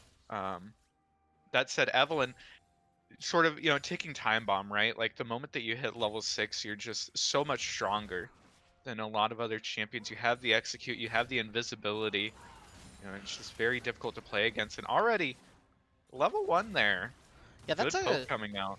Yeah, that's a good little chunk onto Dyslexic. As you mentioned in the open, you know, if you chunk out Leona at level 1, she can't all in as easily at level 2. Yeah, it definitely gets a lot harder. Aftershock's going to be on cooldown for both of the supports, though, so I'd be surprised if we see an instant all-in at level 2. Oh, Oh, very quick flash, though, from TM69. Just out of there immediately. And Cardinals even hits level 2 aggressively in this top lane and continue shoving in. And yeah, I don't expect to see a whole lot of early game pressure, like very early game pressure at least from Hulk and Matsy. So uh, they're pretty free to shove, honestly. Lilia not the most dangerous level 3 ganker.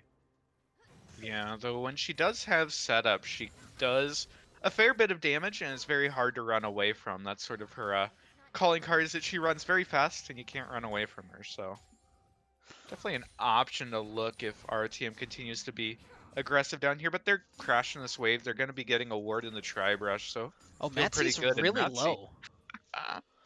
And now he's going to start Krugs up. He's got to be a little bit careful. He did have that smite for the rest of red buff, so he's got a little bit of health back. But Hulk looking in Oh, mid, Grugs, the target early on, the flash forward for the charm, into the knockup, not quite there as the flash was oh, there the from Grugs. slow. Is there some damage? It's enough for first blood for Hulk. Wow, well played there by Wing Nation. Didn't instantly reactivate the Q, means he catches the flash. Still gets the slow there, Oh, and the hook oh, gonna land from Pierce Blade though onto Karasuda. He's got to try to hop away. Uses his heal just for that little bit of movement speed. Matsy now slowed down. They try to turn back on Pierce Blade. The Ignite ticking him down, and Dyslexic finds the kill. Now they're turning on to Matsy, and Karasuda finds that. Dyslexic has turned this around onto TM69. The immediate cleanse forward. Karasuda needs a Ren, needs a Pierce, needs an auto. He gets it. It's a double kill for Karasuda. yeah, the bot lane of our team, they picked the early aggressive picks. I'm not even going to be able to talk about this. Hulk not going to get the charm, so Mr. Ravencat's going to be able to walk away. But our team's bot lane turning around that fight. Regicide was a level behind in the bot lane. Even though they had their jungler, they were just so split up that our team was able to just sort of take a series of 2v1s there. Really well played by them, taking advantage of that and just turning it around. Now 2-0-1 on this Kalista is exactly what you want to see Yeah, and with even this champion. TM69, just the immediate summoner spell usages both times. Like a very quick cleanse, a very quick flash earlier. Not enough to save him this time. And you can see that lead develop just a little bit. Karsuda goes back and buys Berserker Greaves as one does on Callista. Yeah, no, the early Berserkers always feel good. Most bang for your buck in terms of attack speed, as well as increasing the length, the how far you go with Yep. each little hop. Yeah, I don't Yeah. exactly understand why your martial poise distance like changes with your movements. Your tier of boots is how it's phrased. Well, you have the more protective boots, so you can jump further. As Yeah, opposed to if you're not wearing any boots at all, it could just be really hard, I think. yeah, but her model is Yeah. never wearing shoes. Uh-huh. Okay. Oh, So I you guess want I you guess want in the skin dynamic she's got models. shoes. Yeah, never mind. I mean, that would be really cool, but it would be kind of stupid because you just buy a bunch of swords and you'd have to carry them around as an ADC. Grex is going to run into Hulk, and Oh, just not quite able to find that. It's something Lasher. I wanted to call it Vine Lasher, but that sounds like a Zyra ability. it's definitely not a not an Evelyn ability. Hate spike Hate is what it is. Spike. It's just a spike made of pure hatred. That's kind of weird. Oh, Dyslexic not quite able to find that Zenith Blade, so everybody gonna chill for the time being. But the crab control for Hulk early on, there is no crab down there. They just have control of the river. It's they kind of weird. did pick up the crab Oh, there. okay. They were doing it the whole time.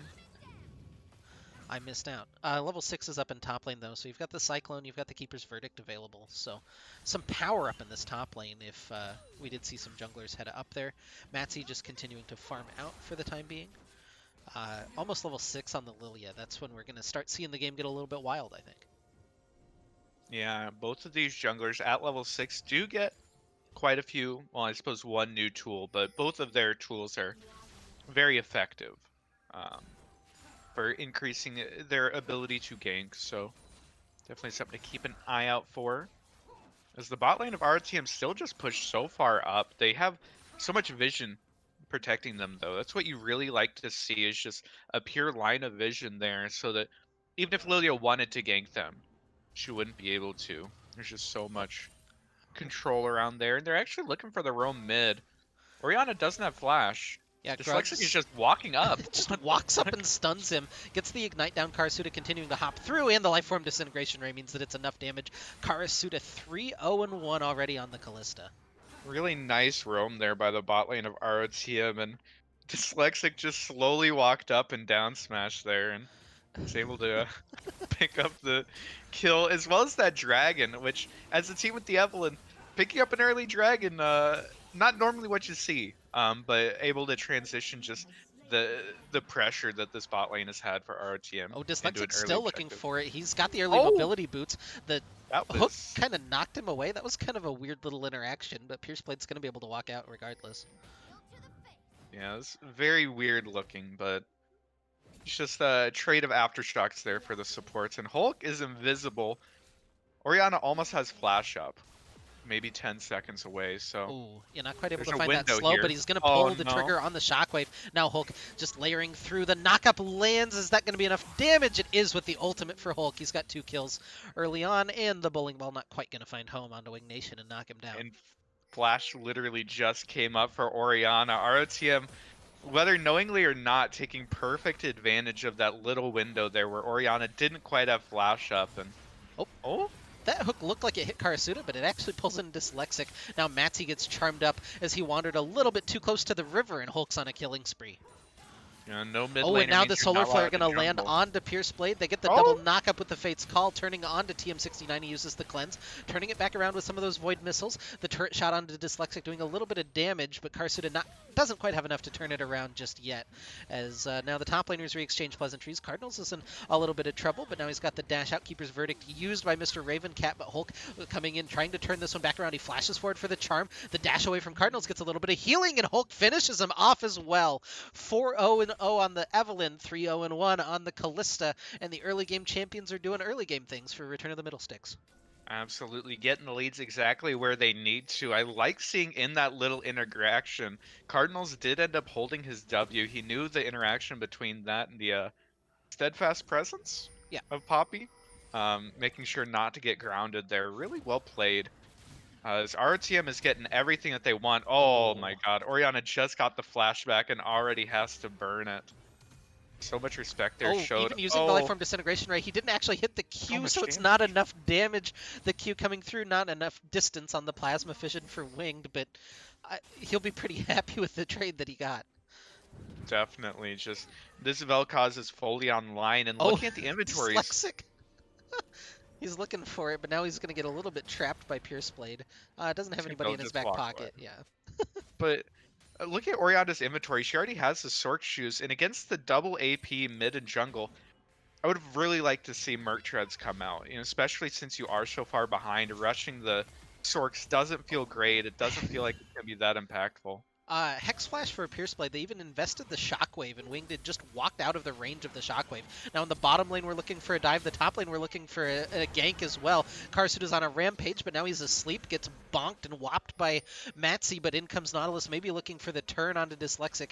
Ooh, he just kind of sidestepped the Q. I don't know if that was intentional necessarily. Karasuda trying to play this range as Dyslexic does eventually fall. They'll invest the Nautilus ult as Pierce Blade finally hits level 6, and they'll be able to get the shutdown, but it does go onto the Oh. Nautilus. Yeah, and it looked like a really good dive there from ROTM, but unfortunately Karasuda couldn't find it in his heart to just leave his support for dead. Means that both of them end up dropping, but thankfully for them that massive shutdown, the 700 gold going on to Nautilus instead of any of the champions that are going to be dealing damage feels kind of bad for Regicide. That's one of your comeback mechanics. The only other one is that 700 gold that you would get for taking down Hulk. So perhaps would like to see them target that and see if they're able to pick up that shutdown. That would be a pretty good factor to trying to get them back into this game, because right now it's not looking good. Almost a 4k gold lead in favor of RTM. Dragon spawn in here in just a minute, though. Might be the next big point of contention. Yeah, 1 minute on that as we take a quick gander at the inventories. You can see the Night Harvester finished up for Hulk. He's going to be the only player in the game with a completed item at the time being. As an awkward sentence, but you knew what I meant. Yeah. Yeah, no, it's very, very scary. This Evelyn, if she finds anybody, will absolutely instantly one-shot them. So side of Regicide has to play really safe, and you like to see the pink wards that they have around the spot lane. One in Tribrush, one near the red side Oh, entrance. they're even investing the Rift Herald into bottom lane to collapse this and give them an avenue into that dragon as well. They'll grab the first turret of the game, get those plates onto Karsuda and Dyslexic, and then head toward that dragon. It's got 15 seconds, but Hulk has set up a trap. Will anybody call his bluff? Doesn't look like it. A lot of Uh, respect so far from Regicide. As I Wing think. gonna get pulled in with the shockwave. Does Gruggs actually have enough damage here? Wing trying to turn it, Oh, misses the the phase Eve, has rush. the barrier still, has to flash away from the command attack. Is Dyslexic taking a strange path here through the jungle, gonna get pulled in with the Fate's Call. And they're going to use the ultimate onto Karasuda. He flies away from his ADC, finally getting knocked up. They'll try to turn this one back around with the Solar Flare as the fight breaks up. Hulk doesn't quite have enough damage to chew through. Winged is very low, but he's got the Life Form Disintegration Ray. Finally burning through Raven Cat at the end of that one. TM69 flies into the backline, but is finished off. It's a double kill for him, but he falls in the process. Now Cardinals teleports in a little bit late, but still looking for his mark. Not going to be able to find anything, but they will get the dragon at the end of the play. That was about as well set up a fight as it could be for Regicide. They got Wing Nation down to about 1 HP Oh, before it Hulk even still started. not letting this one end as he's looking for Gruggs. Gonna Doesn't be want able to to just chase too walk far into out. Matsy, though. Yeah. Yeah. But again, Regicide, it was basically their perfect fight. Wing Nation couldn't really contribute. He started the fight at 1 HP, and they even caught Dyslexic and poked him all the way down. And still, our team was far enough ahead that they're able to trade evenly in kills and be the ones to actually end up securing the dragon. Because it's not feeling good for Regicide. Ravencat might get caught here. There's pings going down on the bush. Yeah, which bush will they Oh, check first? Hulk sweeping through, sees him, interrupts the recall. Does he actually have enough damage? Cardinals waiting for the Nimbus strike, and there it is. They'll find the kill in the top lane as the first one goes into Cardinals' pocket. Importantly, not into Hulk, as he's sitting at 5 kills now on that bet. Matsy in trouble oh though. He's no. got like 100 health, but he gets the health back from the Grump. The Ignite trying to burn him down, but he's so Oh! fast. The Solar Flare into the Wolf damage is enough for Dyslexic to pick up the solo kill. Yeah, and that was the lifesteal nerf, or the Omnivamp nerf rather. Means that Lily is not able to heal quite enough there, just ends up signing her own death warrant by starting up the wolves. I'm convinced that Ooh. spectators just bugged on that Nautilus hook. That one looked like it was flying toward the terrain and just hooked onto Dyslexic. I'm gonna assume it's fine in game, but Yeah. oh, that's a big Ooh. shockwave though. They're looking to turn onto Dyslexic and Wing Nation. The Nautilus ultimate coming back across, but it's just gonna be the trade of kills. Oh no, Hulk has walked too far forward. It's a huge shutdown for Gruggs. Lifeform Disintegration Ray isn't quite enough for Wing to either as TM69 joins the side for Regicide. That's so much gold. 2 shutdowns there going into the pocket of Oriana. 800 and 450 means getting well over 1,000 gold injected straight into her inventory. It's pretty massive there for Regicide. And if there were a character that you wanted to get it, I think Oriana's the one. She's able to effectively trade into pretty much everyone on the enemy team. It's definitely where you want the money if you're going to be trying to win any of these fights as the game goes on. Bit of a misplay there from ROTM. Yeah, Oh, Cardinals investing the Cyclone, starting to tear through some of that armor, but in comes the ultimate Solar Flare onto Mr. Ravencat. They're just gonna try to slowly burn down the Poppy, I guess, with the Leona. I don't think that he wins this fight. I mean, he doesn't lose it, I guess, straight up. Cardinals, they're still looking for the dive. Yeah, I don't know about that one. yeah. Dyslexic kept the Poppy lockdown for quite a while, but unfortunately Cardinals wasn't quite able to get there in time, and Leona doesn't do quite enough damage without the ignite to actually be able to take that fight. Pierce Blade though is just sort of waiting in the wings here, seeing if our team's going to try and commit. This tower's very low, so there's definitely a chance our team just walks up and tries to take it, but looks like they'll just back up instead. Happy with the lead that they have so far. But both of the carries here for RTM are pressuring in mid, and Gruggs is actually getting pushed out. He's not in position to defend it now. And RTM might have a window to just walk up and wail on this turret. But no, Yeah, they're they're choosing to getting get a a little little excited for vision the in the kill jungle. instead. Yeah. Um, minute 40 to go on the Cloud Dragon spawn. A second Cloud Soul's a little sad, as the kids say. Yeah, not quite what you want to see 2 games in a row when you're the team that has all of the dragon control, but So Cloud Soul's never, picking up a soul is never bad, right? Yeah. It's always better to have buffs than to not have them. Yeah, but you'd really rather have any of the other ones. Potentially. That said, I mean, low ultimate cooldown on Evelynn, on Leona as well. The increased move speed from Wukong, it's not that bad. Yeah. Mr. Ravencat even just continuing to tank up this minion wave, make sure that it can't crash for Cardinals up in the top lane. 55 seconds to go on this dragon spawn, Ooh. and looks like Regicide's play is going to be to take this Rift Herald. Steadfast presence from Mr. Ravencat, gonna bonk Cardinals for the time being, but they're investing a lot of time onto this Rift Herald on the top side. And the game's stalled out for the last couple of minutes. Yeah, and ROTM not in position to contest. It means that Rift Herald should be able to just go over to Regicide. Actually, they left it. Oh, did they pick it up? No, it's in Lily's Yeah, inventory. it's I in. see now. Yeah, yeah, Matsy I see. has the Rift Herald. Oh, Hulk is looking for the flank. They're going to pull in, try to get Dyslexic. The Fate's Call pulls him back out. Not quite able to find the knock-up, though. Hulk looking from the backside, but going to get immediately Nautilus ulted as he walks into vision. Pierce Blade is so low, but there's just not quite enough damage to finish him off either. A lot of tools invested by both sides, but Regicide comes out a little bit worse for wear, and it's going to open up the Dragon for ROTM. Yeah, their health bars are a little bit lower. That means our team's going to be able to pick up the third dragon without any contest. It looked like Regicide had gotten the pick. Dyslexic was a little bit too far up, but thankfully the Fate's Call was able to bail him out of a little bit poor positioning there. And third dragon, again, already pressuring the Dragon Soul again. Doing a really good job here of dragon control in this series so far. Yeah, and Cardinals even able to knock down that tower in the top lane while all of this is going on. Just continues to stack up the gold lead a little bit. Karsuda has to be careful. So he's got There's no sleep available. Oh, well, never mind. He does not have to be careful. He just has to burn. Oh, no. Grugs. Oh, that was a really good flash over the wall from Grugs. Very quick to realize he was under threat. And now with the Rift Herald drop mid, it looks like it's going to get the charge into the mid tower and take it down. Yeah, and RTM has had both of their carries just chilling mid lane for the past 4-5 minutes. And they've never actually gotten a chance to walk up and auto attack the enemy mid turret, and they in fact lose theirs first. Kind of unlucky there is they're missing out on a lot of side lane pressure, but looks like Regicide's gonna back up. And ooh, the Solar give Flare them that lands mid onto turret. TM69, uses the cleanse very quickly again, but Pierce Blade is going to be the one that they turn onto. That's more than enough damage, but the Shockwave pulls in Dyslexic and trades support for support. Grugs is getting pretty big. He's got the Verdant Barrier plus the Luden's Pulse in his inventory, so he's feeling pretty good sitting here at 20 minutes at 3-3. Yeah, no, this Orianna has sort of been the benefactor of a lot of the kills that RTM is giving over, so definitely the scary champion right now on the side of Regicide, the one that sort of has the agency to actually win a team fight for them.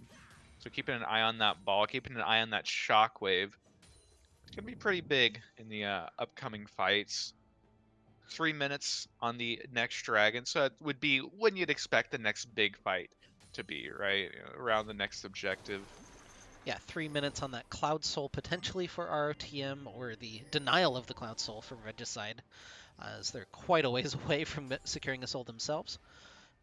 Cardinals gonna sweep out some vision around this Baron Pit. Let's take a look at some of these inventories. The Runaan's Hurricane finished up for Karsuda. He's the first one on a second item. Everybody else filling out their inventories nicely, sitting about 1.5 items. Yeah, and Evelyn's actually so close to completing that Lich Bane. Once it's completed, just going to do so much damage. And we saw bot lane when Orianna ended up face checking the Evelynn. Evelynn almost one-shot her even without the ultimate available. And once that Lich Bane's finished, it's not getting any better for the side of Regicide. Yeah, and look at I said, Hulk look right at now. Hulk. He's on a mission. He's looking for anybody that he can find, and even cutting this bottom wave, looking for somebody to try to answer it. Yeah. Doesn't end up showing there, which is the important thing, but that's sort of the exciting part of watching Evelynn, is a lot of times it's about playing around the enemy vision. He gets spotted on that pink ward on the battle bush right as TM69 was about to walk into him, so nothing gonna happen there. Instead, we might need to look in this top lane where Grugs has slid up to maybe try to contest Cardinals on this top wave. They're gonna get a quick shove and maybe see if they can grab this tower quickly. Hulks? Although Cardinals is looking to pull the trigger, he just invests the Cyclone. Matsy is in trouble in the jungle. Hulk not quite able to finish him off, and now he's slept as Cardinals continues the engage onto Grugs. Dyslexic is there, but the bonk is confirmed. Karasuda is able to finally track down Matsy. On the front side of this fight, though, Karasuda gets trapped just a little bit as TM69 finishes him off. Cardinals and Dyslexic just scrapping out with this Poppy. Do they eventually win this fight? I think that they do. Oh, the shield! He Oh, flashes onto the buckler, but it's not quite enough as Cardinals finishes him off with the Q. Wing Nation with a double kill on the other side of the fight. It was so spread out, but it results in a 5-for-1 ace for Return of the Middlesticks. couple of very big split fights there for both teams. It started on the bot side with Hulk actually catching out Matsy, expending his flash to try and pick him off. And at the end of the day, RTM ends up getting 5 kills for 1, just increasing this lead. Expected the next fight to be around the objective, but it turns out no, it's actually just fighting in the top side jungle for some reason. Either way, though, RTM looking very strong right now. Evelyn going to be able to take her recall and just keep an eye on that inventory. It's going to be a finished Lich Bane as well as something else coming through. Maybe a little bit of extra AP, maybe a stopwatch? No? No Just stopwatch. Just walking on base with 500 plus gold. yeah, got the pink wards. That's important. I think a stopwatch might have been really nice. You want a stopwatch over 2 pink wards? Absolutely. What's wrong with society? All right. You are Evelyn. Evelyn has to carry this fight, and I think that her staying alive with the stopwatch is a little bit better. But Grugs is far up again. Yeah, Hulk Oh. just putting in some damage onto Pierce Blade. Has to get out with the Agony's Embrace, but they're still turning this one, the Lifeform Disintegration Ray, over the top, along with some autos from Karasuda, just getting the chunks down. A lot of ultimates exchange. The Shockwave down, the Keeper's Verdict down, but so are the Agony's Embrace and Lifeform Disintegration Ray, as another Q tags Grugs on the side. The Dragons started up right now. They're burning it down pretty quickly. The Void Seeker finds the target, but not going to be able to jump in. Now they'll Fate's Call into the backline. Only one knock-up, though, is Karasuda going to eat the Nautilus ultimate. They'll find the kill on the Poppy in the front line. Cardinals put to sleep, but still has the Cyclone available. They're tearing through.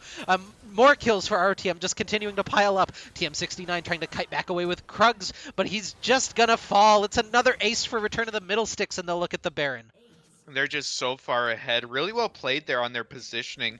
Again, looking for that pick right before the dragon spawn. That's sort of been their play recently, but not quite able to find it. But they bought enough time to be able to just pick up the soul, and then by that point, Regicide is just sort of funneling into them. Really well played there by RTM, just playing at the edge of their range, walking away with low HP bars and not trading back any kills.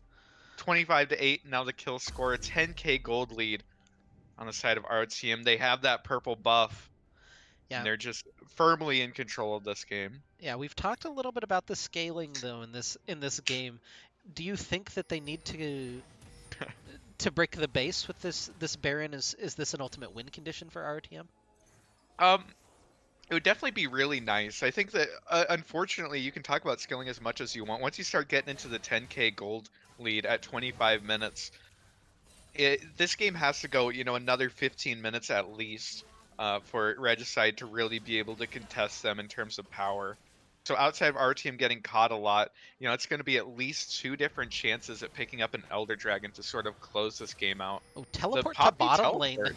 Yeah, just to make sure that Cardinals can't continue pressuring. Shockwave going to pull in Wing Nation. He has the flash away, plus the little shield from the Locket of the Iron Solari from Dyslexic. They'll be able to grab that inner turret and continue their pressure for now. Oh, Hulk is wrapping around. Hulk is onto Mats. He's just eliminated him with 2 abilities. He gets the double kill. Pierce Blade is low as well. It's a triple kill for Hulk. He's diving forward. He's going to find TM69. It's stolen by bad guy Karasuda, but he's got 9. Mr. Ravencat is down. The ace as he sends Hulk away. And Return of the Middlesticks pushes in 30-8 in kills. Yeah, and we'll see if they're able to actually end the game here. It's 15 seconds on the Nautilus as well as the Lilia, so times might be a little bit close, but our team is just melting these turrets, and we outlined their win conditions as picking up an early lead, being able to play aggressively, and they did exactly that. Going back to comfort, and our team just takes the 2-0 lead here in the best of 5. All right, so 2-0 match point for Return of the Middlesticks. Again, we have to focus on Regicide. Is it a draft issue? Is it a play issue? What do they need to fix for Game 3? Uh, it feels Everything. like it feels like they just sort of got rolled that game. There's just so much early aggression from ROTM, but even then, it was just a lot of just laying, just like 2v2s and 1v1s that just went in favor of RTM. I think maybe having a bit more aggressive of an early game jungler to try and shore up some of the weaknesses that Regicide has had so far might be a good first step. Just something to sort of even it out, because right now after that game, you're not feeling great. You just sort of got gapped across the board. Yeah. Well, we'll take a short break and we'll be back with game number 3, Return of the Middlesticks on match point, looking to finish off the series and advance to the finals. Regicide fighting for their tournament lives. We'll see if they can bounce back.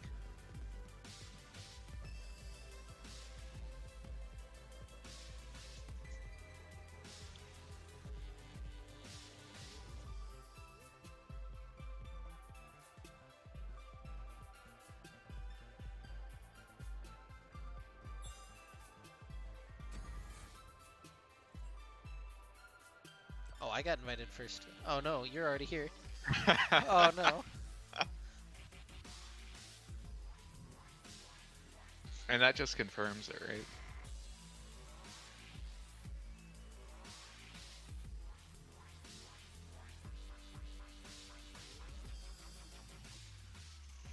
Alright, I'm gonna run and pee. I'll be back.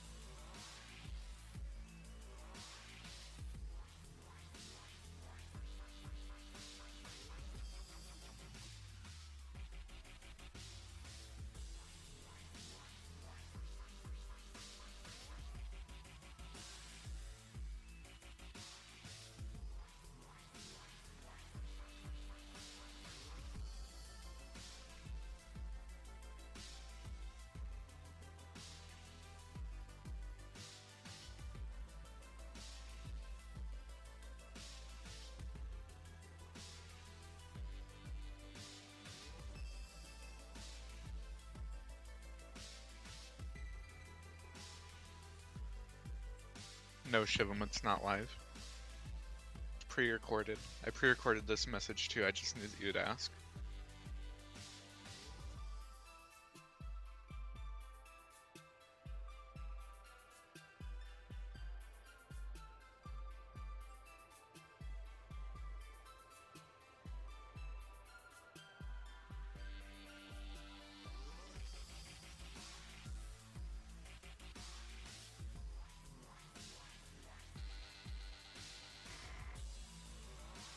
I have returned. Welcome back.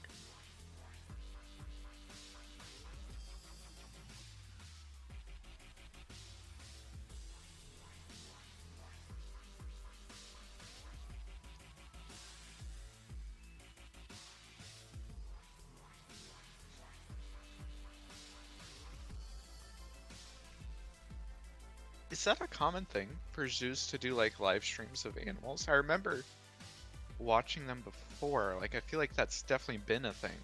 But is that like a common thing? Is that something that happens? Um, Can I watch just like a live stream of, you know, the lions chilling there?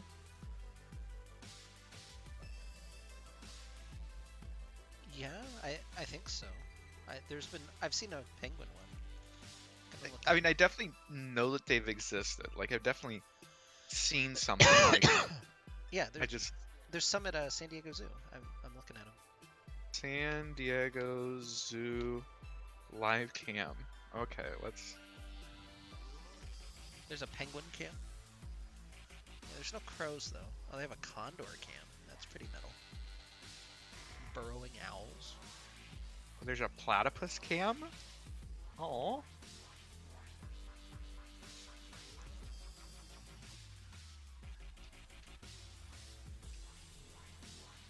Okay, I'm going with the burrowing owl cam Yeah. to see. I'm gonna watch condor cam. Owls are cool as fuck. Oh man, he's just chilling. Oh, there's like a dead body of a lizard in there. Oh, and that's a rat. Oh shit, Oh shit. they're metal as fuck. Can I get like a link to this? Copy video address. Put this up in the BRB screen. That would be cool. I mean, it's a condor, not a crow.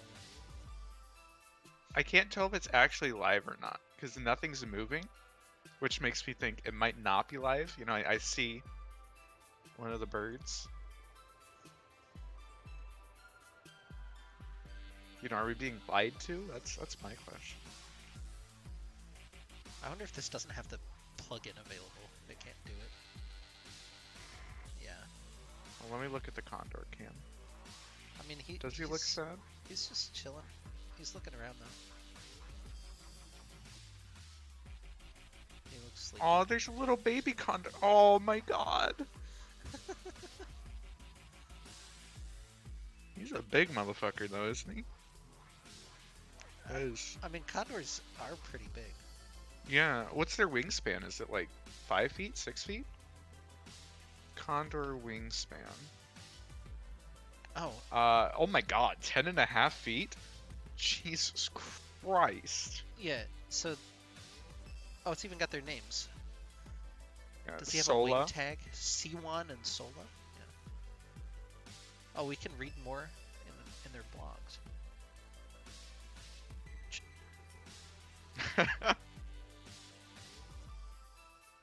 Oh, his name is Tiep. The baby. T-up? How do you spell that? T-I-Y-E-P.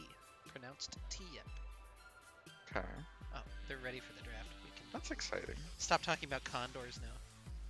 I'd prefer to talk about condors, honestly. True. Condors are pretty cool. Oh, I didn't Yeah. actually save the draft link. Oh no. I have it for you. Well, I have it. I just like Oh, I didn't put it on the thing that I needed to put it on. Oh, they've started. Okay. Welcome back. I'm gonna get some hyper music. Let's try this one. Maybe this is hype. I'm not really feeling it, to be honest. So while you're doing that, Regicide opted for blue side again. Uh, and so far a repeat of the bans from last game. Where you see the full repeat, it would be the Alistar ban here, and then ROTM would go with the Tristana. But no, Leona being the ban instead means that Alistar is left open. No, only Yeah, 3 bans available to aim at the support. So yeah, Nyx could just take Alistar here and push him even further down the tier list if they wanted to. I don't know if Pierceblade plays Alistar. We've seen him play Rakan and Nautilus. Nautilus, so that sounds like a champion that fits that playstyle. So doesn't seem Yeah, out of the definitely realm of possibility. feels like it would be within his wheelhouse.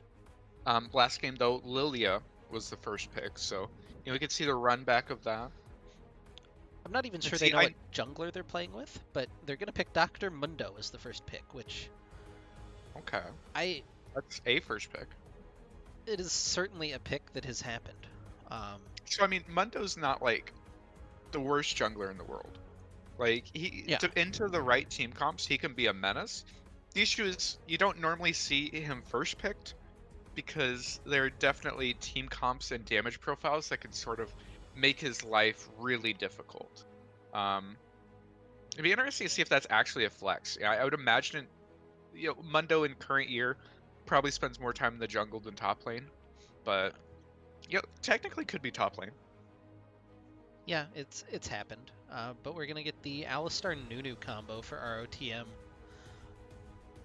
That's Yeah. already pretty scary. Hulk and Dyslexic have shown a lot of comfort on those champions, even so far in this series for Hulk on the Nunu. Definitely prowess there.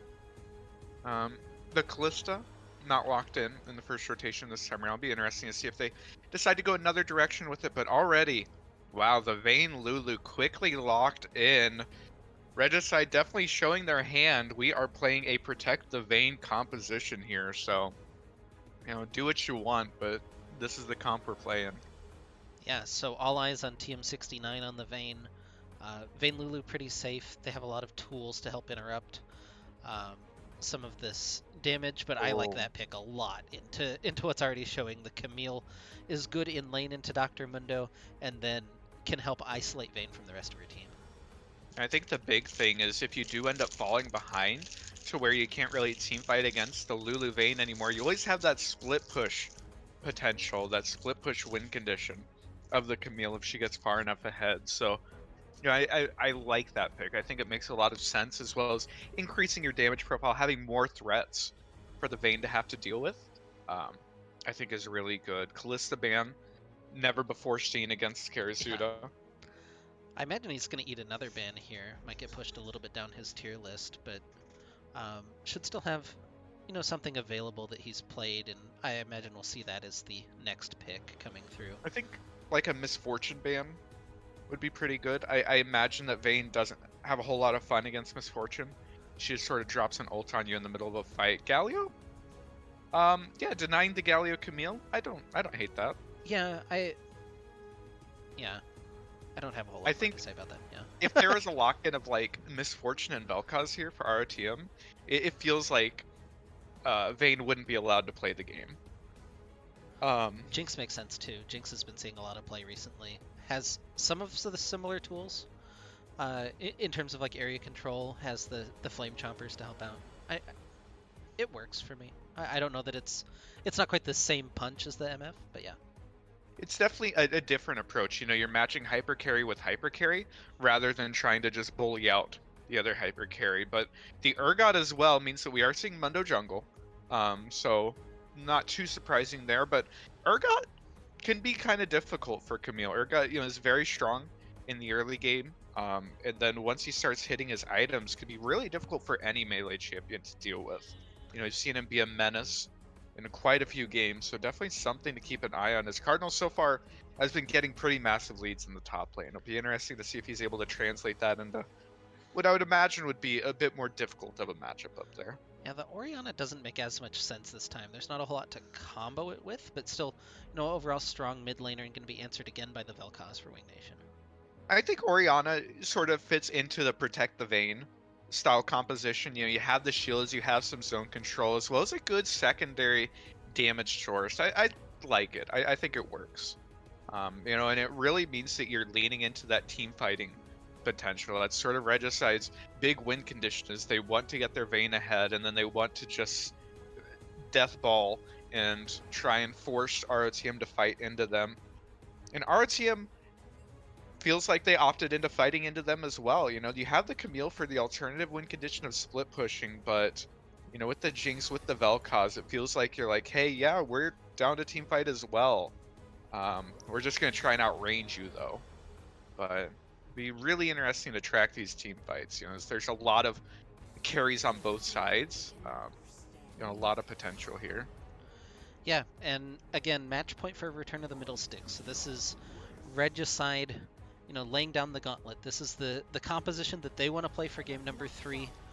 This is, presumably comfort, or at least champions that they've been practicing and working on. You have Danny the Ninja back in the jungle, gonna pilot that Dr. Mundo, and yeah, it's all on the line for Regicide. For ROTM, you'd like to close out the series 3-0, but you get a couple more chances if this one goes amiss. Yeah, which is why, even though their composition, it feels like you're sort of playing into Regicide's win condition just a little bit with some of your picks, but um, being able to match them, this is just game 3, you're up 2-0. I think that you could take risks like matching hyper carry with hyper carry, being like, hey, I'm down to play this game. We'll see who's able to come out on top there. But this Mundo pick, I think, is really interesting. Mundo, a lot of the times is really good at bullying out squishier junglers. He's surprisingly difficult to fight in the early game. Usually you Emax in the jungle on Mundo, and with Red Smite can just be really difficult to actually fight. Though Nunu, I don't think ever wants to fight Mundo and can kind of just opt out of fighting Mundo. So maybe a little bit, losing one of the powers that I think Mundo jungle could have. Um, yeah. Yeah.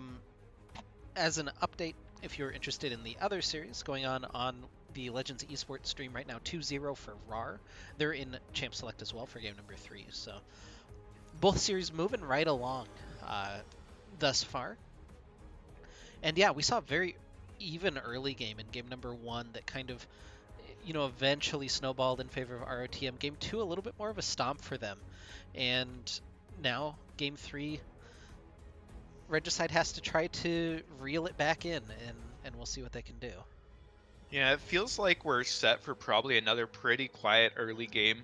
Nunu and Mundo not known to be the best gankers in the entire world, and there isn't really a lane that I feel like is super susceptible to ganks. So, we'll have to keep an eye on it, see if they're able to do anything in the early game. But I wouldn't be surprised if it's just very slow throughout the early game. And, we don't see a whole lot of big fighting until we start seeing those mid-game dragon fights. All right, the pull up for this one. Who's going to finish with more kills? Cardinals or TM69? The two numbered players. Ooh. Cardinals or TM69? Why'd we pick Cardinals on the side of ROTM? Is it the number synergy? Yeah, it's the number synergy. Okay.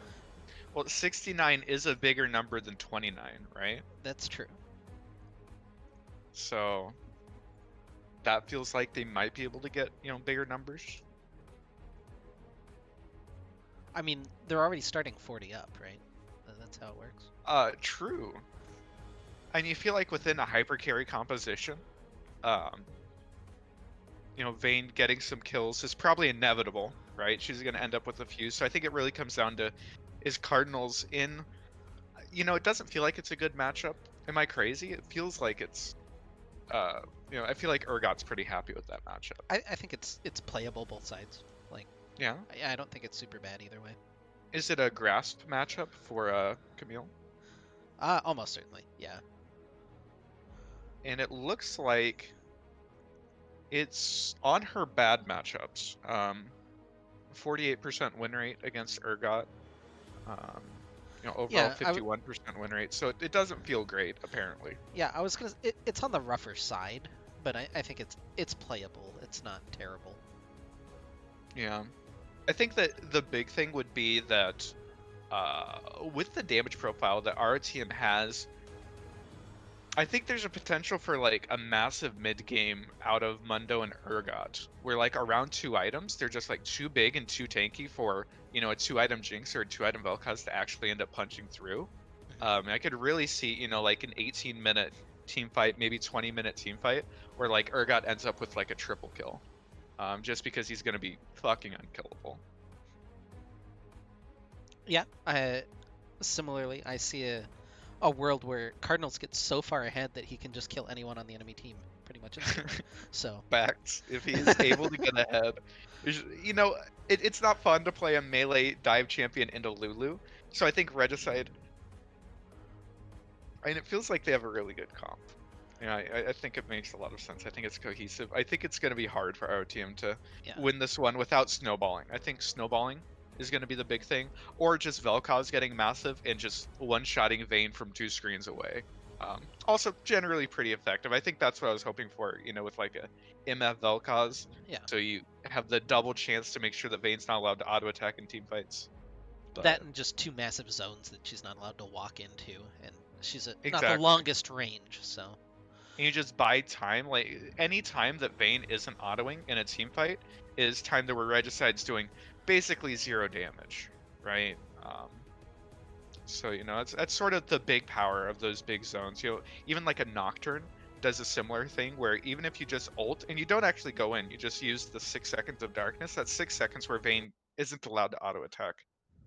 I think that doing things like that is sort of one of the ways to beat hyper carry team comps. But yeah. Do you either have way, we a have one of those tools. We have the Vel'Koz, so yeah? Do you have a different opinion now that it's five skins to two? um, well, I think that TM69 didn't have to swap accounts for a skin. This game might be kind of big. Um, I think that that's something we're not taking into account. I don't know. That's fair. What's their Um, mastery? Like, do they have yeah. first time Oh, Mundo? first time Mundo. We That's don't okay. normally It's do the analysis based on this. Oh well. 250,000 mastery on Vayne is always pretty good. Um, then Cardinals has 8 times the mastery of Urgot, so maybe a bit more familiar with this matchup. Maybe. He's got the Timo icon, and it was banned last game, so that's rough. True. All right, two. Danny, oh, with the 2014 TSM icon. Maybe that was the big issue. Is last game, the Regicide jungler had a Cloud9 icon. This time swapping to the TSM. Maybe it's maybe it's better for them. Yeah, like Maybe. historically, I don't think that's true, but um, Um, who's to say for certain? I TSM's been around longer. So yeah, that's something. that is something for sure. Um, they Like they I've been around longer than you. That makes me a better League of Legends player. I think that makes sense. Um, that's why Faker is sticking around, right? Like he's just older than everyone else at this point. Is That's he? why he's so, just I I don't. don't think he's that old. He started when he was like 17, didn't he? Yeah, but He's probably what, like 25, 24? Afromu's like probably older. Like Well, yeah, Avram is still around. I just meant, in Korea, the young kids can't replace Faker, right? T1 keeps going back to him. yeah, I mean I think he also owns like a decent stake in that company. He can probably just put himself back in if he wants to. Do you think that's the dynamic that they have there? I mean, maybe. Who knows?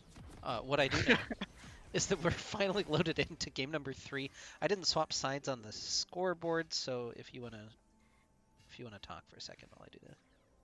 Yeah, for sure. I mean, I don't think that we need to swap sides, right? They kept same sides? Yeah, but I swapped them, so you know. Oh, gotcha, gotcha. Alright. Well, it looks like both teams played it pretty safe. Another five-man fan out. Neither team wanting to do the level one in this series. I think that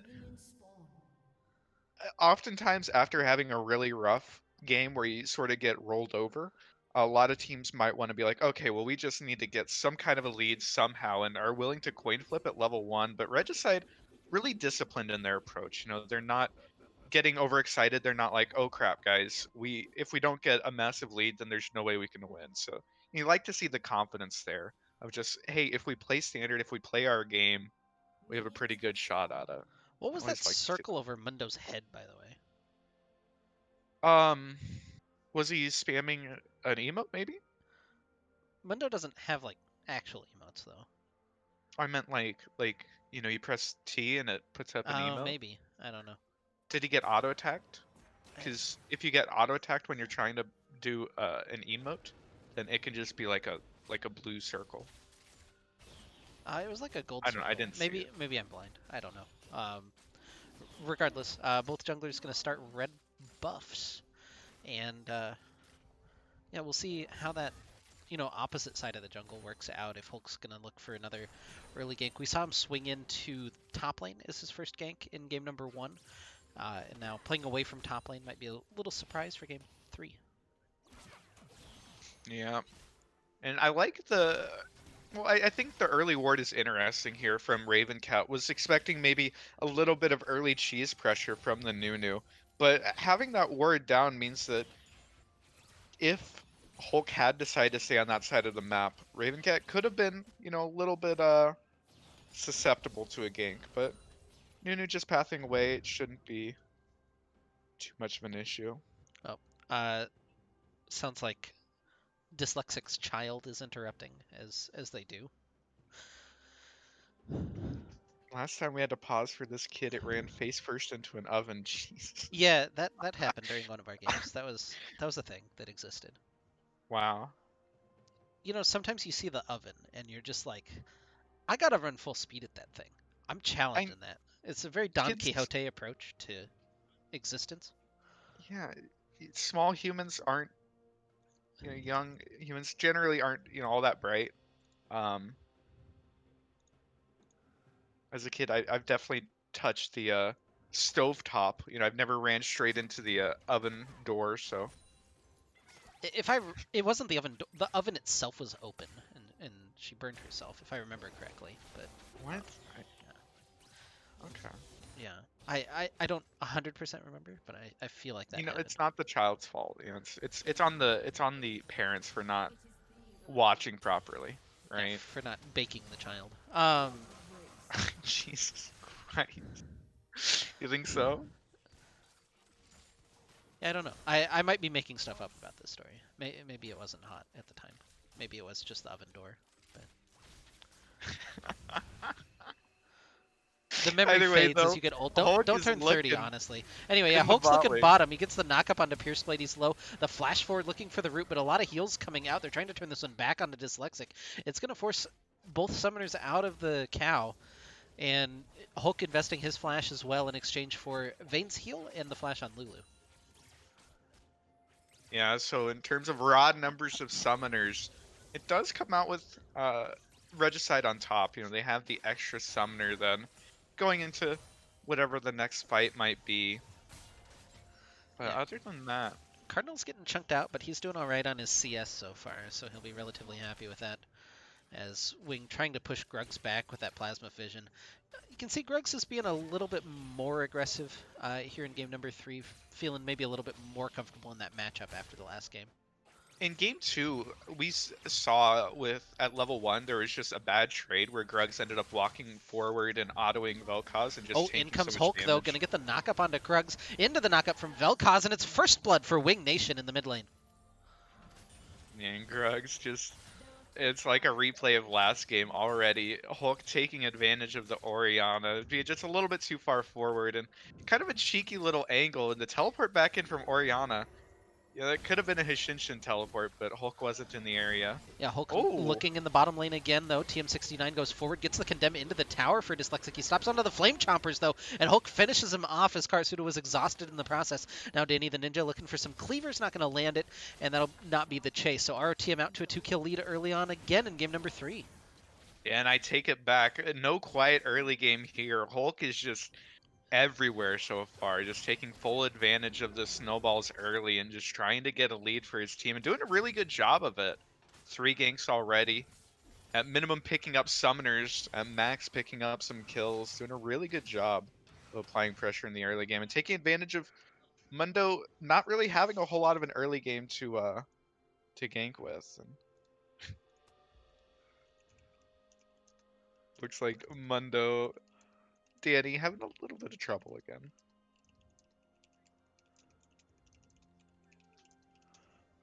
Oh, they're already ready again. All right. You know, they started it back up pretty quickly there.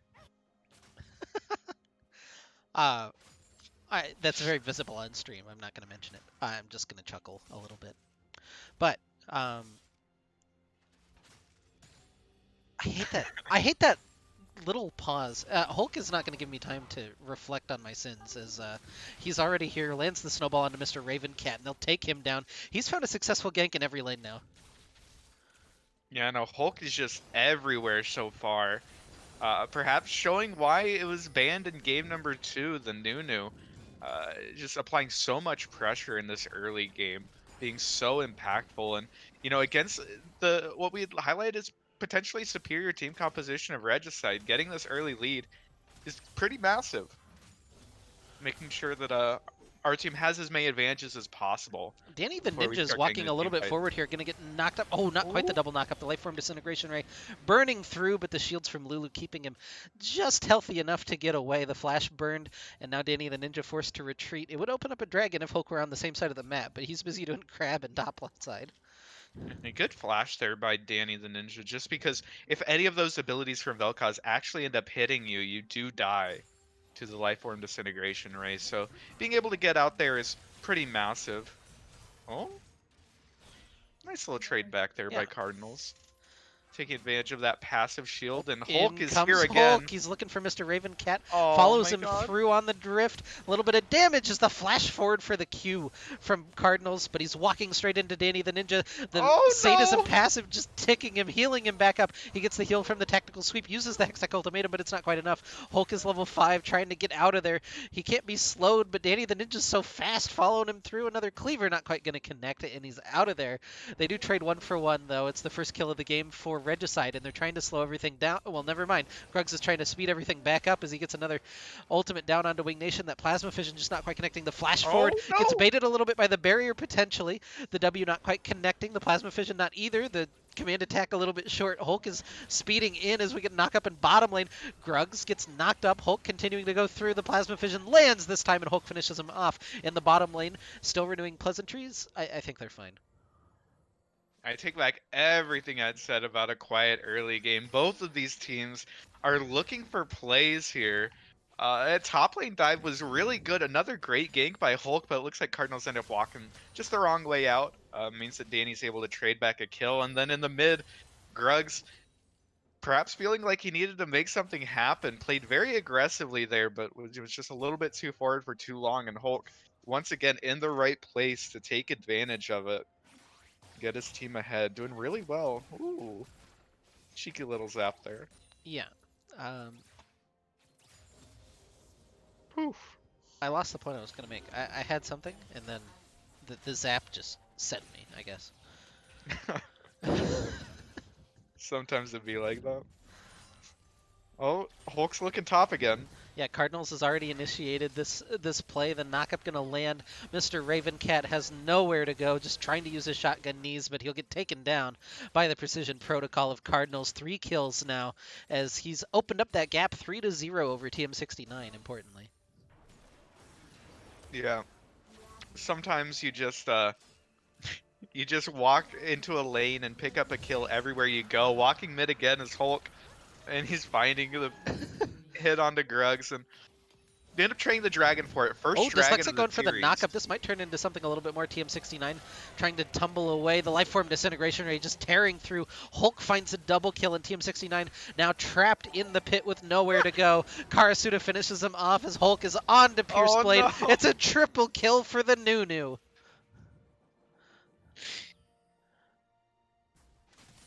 Yeah, what is there to say? Regicide, even when they get their first dragon of the series, their first good thing for them this game instantly gets turned around with Hulk just picking up kills everywhere he went, and then the depressing just auto attack trade fight between Karasuda and TM69. Just ends with RTM so far ahead. Oh, he should probably crash that wave down bottom there. That's just gonna slow push. He's missing so much CS for it. That's really bad recall. But either way, Yeah, still up 5k gold. RTM very far ahead. yeah. That said, Regicide still has the hyper carry win condition. This Vayne's a little bit behind, but if you can stall out this game a little bit, get her an item or two, the potential to win team fights is definitely there. Oh. Kind of weird that both supports wound up right there in mid lane. Shockwave going to pull in Wing Nation as Gruggs trying to get some autos down that you're not quite going to connect, but in comes Hulk, in comes the two junglers. Gruggs is just down, though, as he's finished off by Dyslexic, the flanking cow maneuver. Very effective. And Grudge just continually this series has just been playing so far up. You know, game one turned off of Anivia just being a little bit too far up.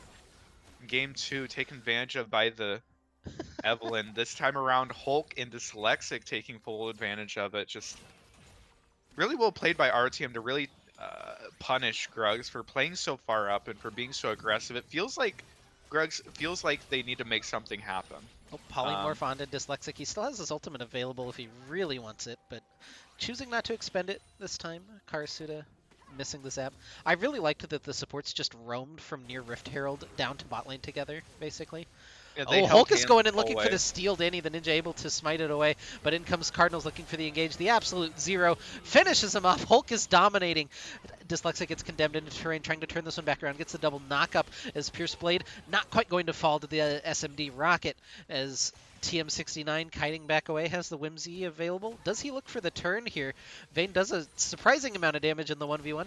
Now finally some autos, gets the wild growth, and that'll force Karasuda away. A little bit greedy there of Karasuda to just stick around without the support and knowing that Lulu still had her ultimate available. Oh, but in But comes Hulk's Hulk. here to back up. He's willing to Aw. tower dive, but not quite enough damage there, unfortunately for him. Zap gonna land onto TM, and I think we might chill for a second, maybe. Yeah, no absolute zero available there for Hulk, but he's still an absolute unit. He's being so effective here, and they're looking for Gruggs again. Oh no. Dyslexic looking for the collapse, gets the knockup into the snowball, into the other knockup, and he's on a bouncy castle to hell. Wing Nation takes him down. Gruggs just is not allowed to play this game. Imagine thinking that you can walk out of your turret range. Ooh, the Oh, but 1v1 and top 1v1 lane going here. pretty well for Mr. Ravencat. The shield from Cardinals keeping him alive, and Oh, in but comes Hulk's Hulk here. with the snowball. He gets the healing back, he'll turn it around. Hulk is godlike on the Nunu and Willump. Sometimes you just get more kills on Nunu than you did on Evelyn. He's just the strongest Yeti in the world. He's 2 away. He still needs 2 more. He got 9 on Evelyn. Yeah, but he has 15 minutes to do it. He's he's on track. Hulk has just been literally everywhere this game, doing so much work for ROTM.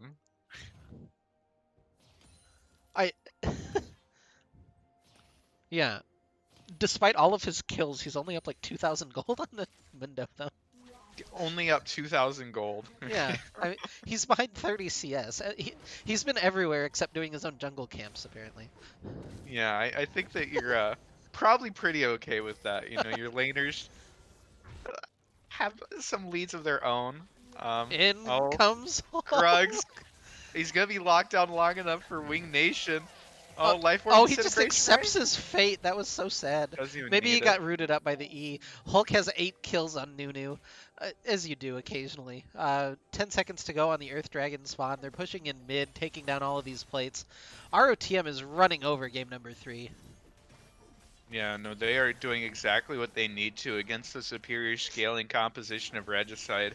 Doing a really good job of picking up the leads where they can. That said, this is the second dragon going down. Only our team's first. So if there is a soul win condition, it's a long ways away. It's an Infernal Soul this game, because of course it is. In comes Hulk, though.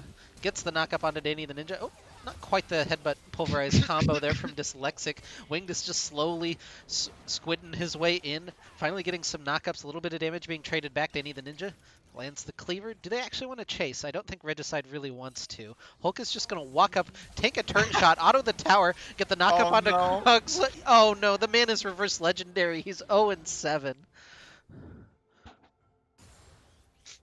You know, Grex is having just a little bit of trouble this game.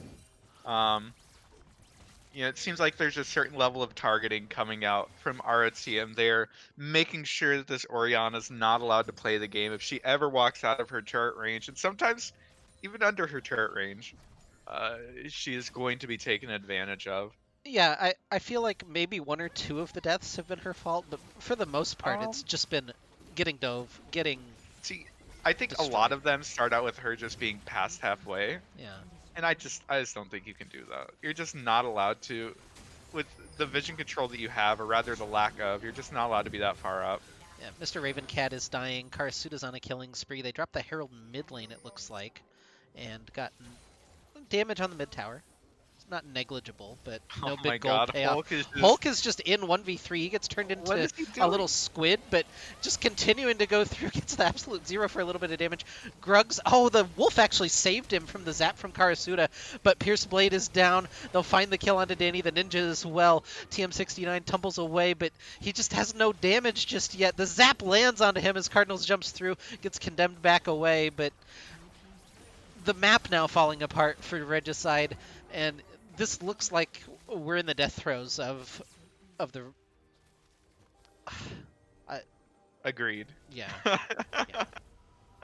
It's looking pretty rough here for Regicide. You know, even when Hulk runs in 1 versus 4 and just chills in the middle of the enemy team, still not able to take him down. He's just too tanky. There's not enough items aside of Regicide, and our team is just everywhere that they need to be, doing so well to snowball this game and not giving Regicide a chance to breathe.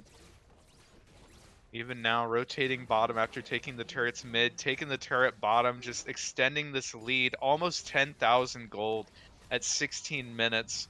It's practically insurmountable. That said, there's some really big shutdowns on the side of ROTM. No, there's a lot of gold If available. Nunu ints a little bit, then there's a chance. Yeah. And if you keep killing Orianna's not worth any money, so that's probably true. I think maybe she can use her body for bait. Bait RTM into thinking that they want to pad their KDA and maybe overextending a little bit for someone who's not worth very much gold. Maybe that's a strat. Do you know Orianna lore? Not a whole lot. Is she a robot? Like specifically, or is there like a consciousness to it? So she was created as a robot because like an inventor, he like lost his daughter or something and wanted to replace her. I think it's Pinocchio, but not Pinocchio. Yeah, but is she alive? Did she have like the soul of his daughter or something? I don't know the lore. I'm just asking if life form disintegration rate actually works on her. Cardinals might be in a little bit of trouble, although he gets the hook shot back over the wall. Danny the Ninja, at least gets the flash. That's a small win. Mr. Ravencat gonna go ahead and take down the bottom tower, maybe in the process, although he's getting collapsed upon by Winged and Hulk. And that rocket actually not too bad. They should eventually finish this one. Yeah, eventually gonna be able to take him down there. I think you'd assume life form disintegration rate would work on her. I think that given the amount of agency and consciousness that she obviously shows, I feel like you kind of have to give her the definition of life. So does it work on Blitzcrank then? Sure. He's a golem. I think AI is alive in like a sense. I think that seems reasonable. Okay. I think the real question would be, would it work on like an undead, right? Would it work on Hecarim. Hecarim seems pretty undead. I think he's immune He's to Lifeform Disintegration Ray. he's a bit undead. Um,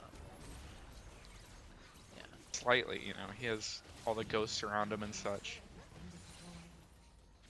Is there another undead? I guess Karthus. Karthus is a lich, though. That's not really undead. Yeah, It's kind of undead, it's a but little in like a different. different way. Yeah. Ooh, that was kind of a interesting little Yeah, I didn't uh, think that Hookshot would interaction. actually beat the Disdain. That's I would I have thought. assumed that if you get hit there, you would get stuck on that side of the wall, but somehow ending up on the other side. It's Yeah, Urgot E pretty usually just beats things. So I it's think it weird when beats somebody. everything, right? Yeah, It just has prio over literally everything in the game. there's like one or two things I've seen now that have beaten it, but yeah, apparently E2 from Hookshot is one of them. So that's kind of weird. Yeah, very weird. That said, RTM, they're here on spawn. This Baron is spawning in 5 seconds, so Regicide is aware of it though. Maybe this is where they'll make their final stand and oh, but they're gonna get caught out here. Hulk drives a snowball straight into the wall. Oh, Yeah, Hulk maybe a split little engage tired here. behind the wheel there. But still continuing the absolute zero, just trying to finish off the enemy jungler, which would open up the Baron potentially. But it's getting turned around on. Cardinals is going to get eaten up into that Fear Beyond Death. Big damage coming down onto TM. That's a huge knockup, though, from Dyslexic, trying to turn the fight back around on that initiation. Grugs around the side, doesn't have the shockwave available, just eating a little bit. Winged is baited Oh, successfully enough. They find one kill. They get the knockup onto TM69. It's a double kill. It's all falling apart. He's flash healed away, trying to stay alive, but the plasma fission for the triple kill for Wing Nation, and ROTM headed back to the Baron. it looked like Regicide's chance to get back into the fight. It was a split engage there from ROTM. They just didn't have any focus, and Cardinals was very far forward without the actual DPS from the carries to back him up. But on the extended fight, Regicide ends up pushing a little bit too far into the Vel'Koz, and Vel'Koz is happy to get the free damage, pick up the triple kill there, and that's the 21-minute Baron going over to ROTM. Well over 10,000 gold in the lead. Feeling pretty good about themselves, I think. Yeah,